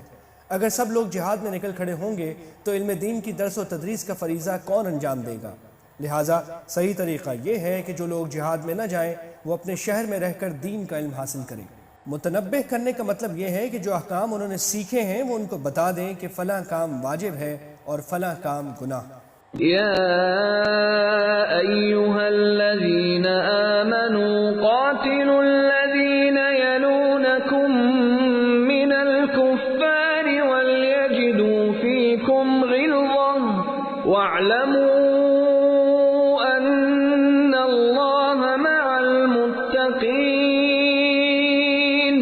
اے ایمان والو، ان کفار سے لڑو جو تمہارے آس پاس ہیں، اور ان کو تمہارے اندر سختی پانا چاہیے، اور یہ یقین رکھو کہ اللہ تعالیٰ متقی لوگوں کے ساتھ ہے۔ اس آیت میں پھر اس مضمون کا خلاصہ بیان فرمایا گیا ہے جس سے اس سورت کی ابتدا ہوئی تھی۔ مشرکین سے برات کا اعلان جو کیا گیا تھا اس میں ہر مسلمان کا یہ فرض تھا کہ وہ ان مشرکین سے جنگ کے لیے تیار رہیں جو اس اعلان برات پر عمل نہ کریں۔ جیسا کہ شروع میں عرض کیا گیا، وہ نو مسلم جو فتح مکہ کے بعد مسلمان ہوئے تھے ان کے دل میں اپنے مشرک رشتہ داروں کے لیے نرم گوشہ ہو سکتا تھا، لہٰذا آخر صورت میں انہیں دوبارہ متوجہ کیا جا رہا ہے کہ جس طرح اسلام کی تبلیغ میں یہ ترتیب ہونی چاہیے کہ انسان اپنے قریبی لوگوں سے اس کا آغاز کرے، اسی طرح جب جنگ کی نوبت آ جائے تو اس میں بھی یہی ترتیب ہونی چاہیے کہ پہلے ان لوگوں سے جنگ ہونی چاہیے جو تمہارے قریب ہیں، ان کے بعد دوسروں کا نمبر آئے گا۔ یعنی ان کی قربت کی وجہ سے تمہارے دل میں کوئی نرم گوشہ پیدا نہ ہو جو تمہیں جہاد کے فریضے سے روک دے، نیز وہ لوگ تم میں کوئی کمزوری نہ پائیں بلکہ انہیں تمہاری مضبوطی کا مکمل احساس ہونا چاہیے۔ وَإِذَا مَا أُنزِلَتْ سُورَةٌ فَمِنْهُمْ مَنْ يَقُولُ أَيُّكُمْ زَادَتْهُ هَذِهِ إِيمَانًا فَأَمَّا الَّذِينَ آمَنُوا فَزَادَتْهُمْ إِيمَانًا وَهُمْ يَسْتَبْشِرُونَ۔ اور جب کوئی صورت نازل کی جاتی ہے تو بعض منافقین کہتے ہیں کہ اس صورت نے تم میں سے کس کے ایمان کو زیادہ کیا ہے، سو جو لوگ ایمان والے ہیں اس صورت نے ان کے ایمان کو زیادہ کیا ہے اور وہ خوش ہو رہے ہیں۔ یہ کہہ کر منافقین دراصل اس بات کا مذاق اڑاتے تھے جو سورہ انفال میں فرمائی گئی ہے کہ جب مومنوں کے سامنے اللہ کی آیتیں تلاوت کی جاتی ہیں تو ان کے ایمان میں اضافہ ہوتا ہے۔ وَأَمَّا الَّذِينَ فِي قُلُوبِهِم مَّرَضٌ فَزَادَتْهُمْ رِجْسًا إِلَى رِجْسِهِمْ وَمَاتُوا وَهُمْ كَافِرُونَ۔ اور جن کے دلوں میں روگ ہے اس صورت نے ان میں ان کی گندگی کے ساتھ اور گندگی بڑھا دی اور وہ حالت کفر ہی میں مر گئے۔ یعنی کفر اور نفاق کی گندگی تو ان میں پہلے ہی موجود تھی، اب اس نئی آیت کے انکار اور استہزاء سے اس گندگی میں اضافہ ہو گیا۔ أولا يرون أنهم يفتنون في كل عام مرة أو مرتين ثم لا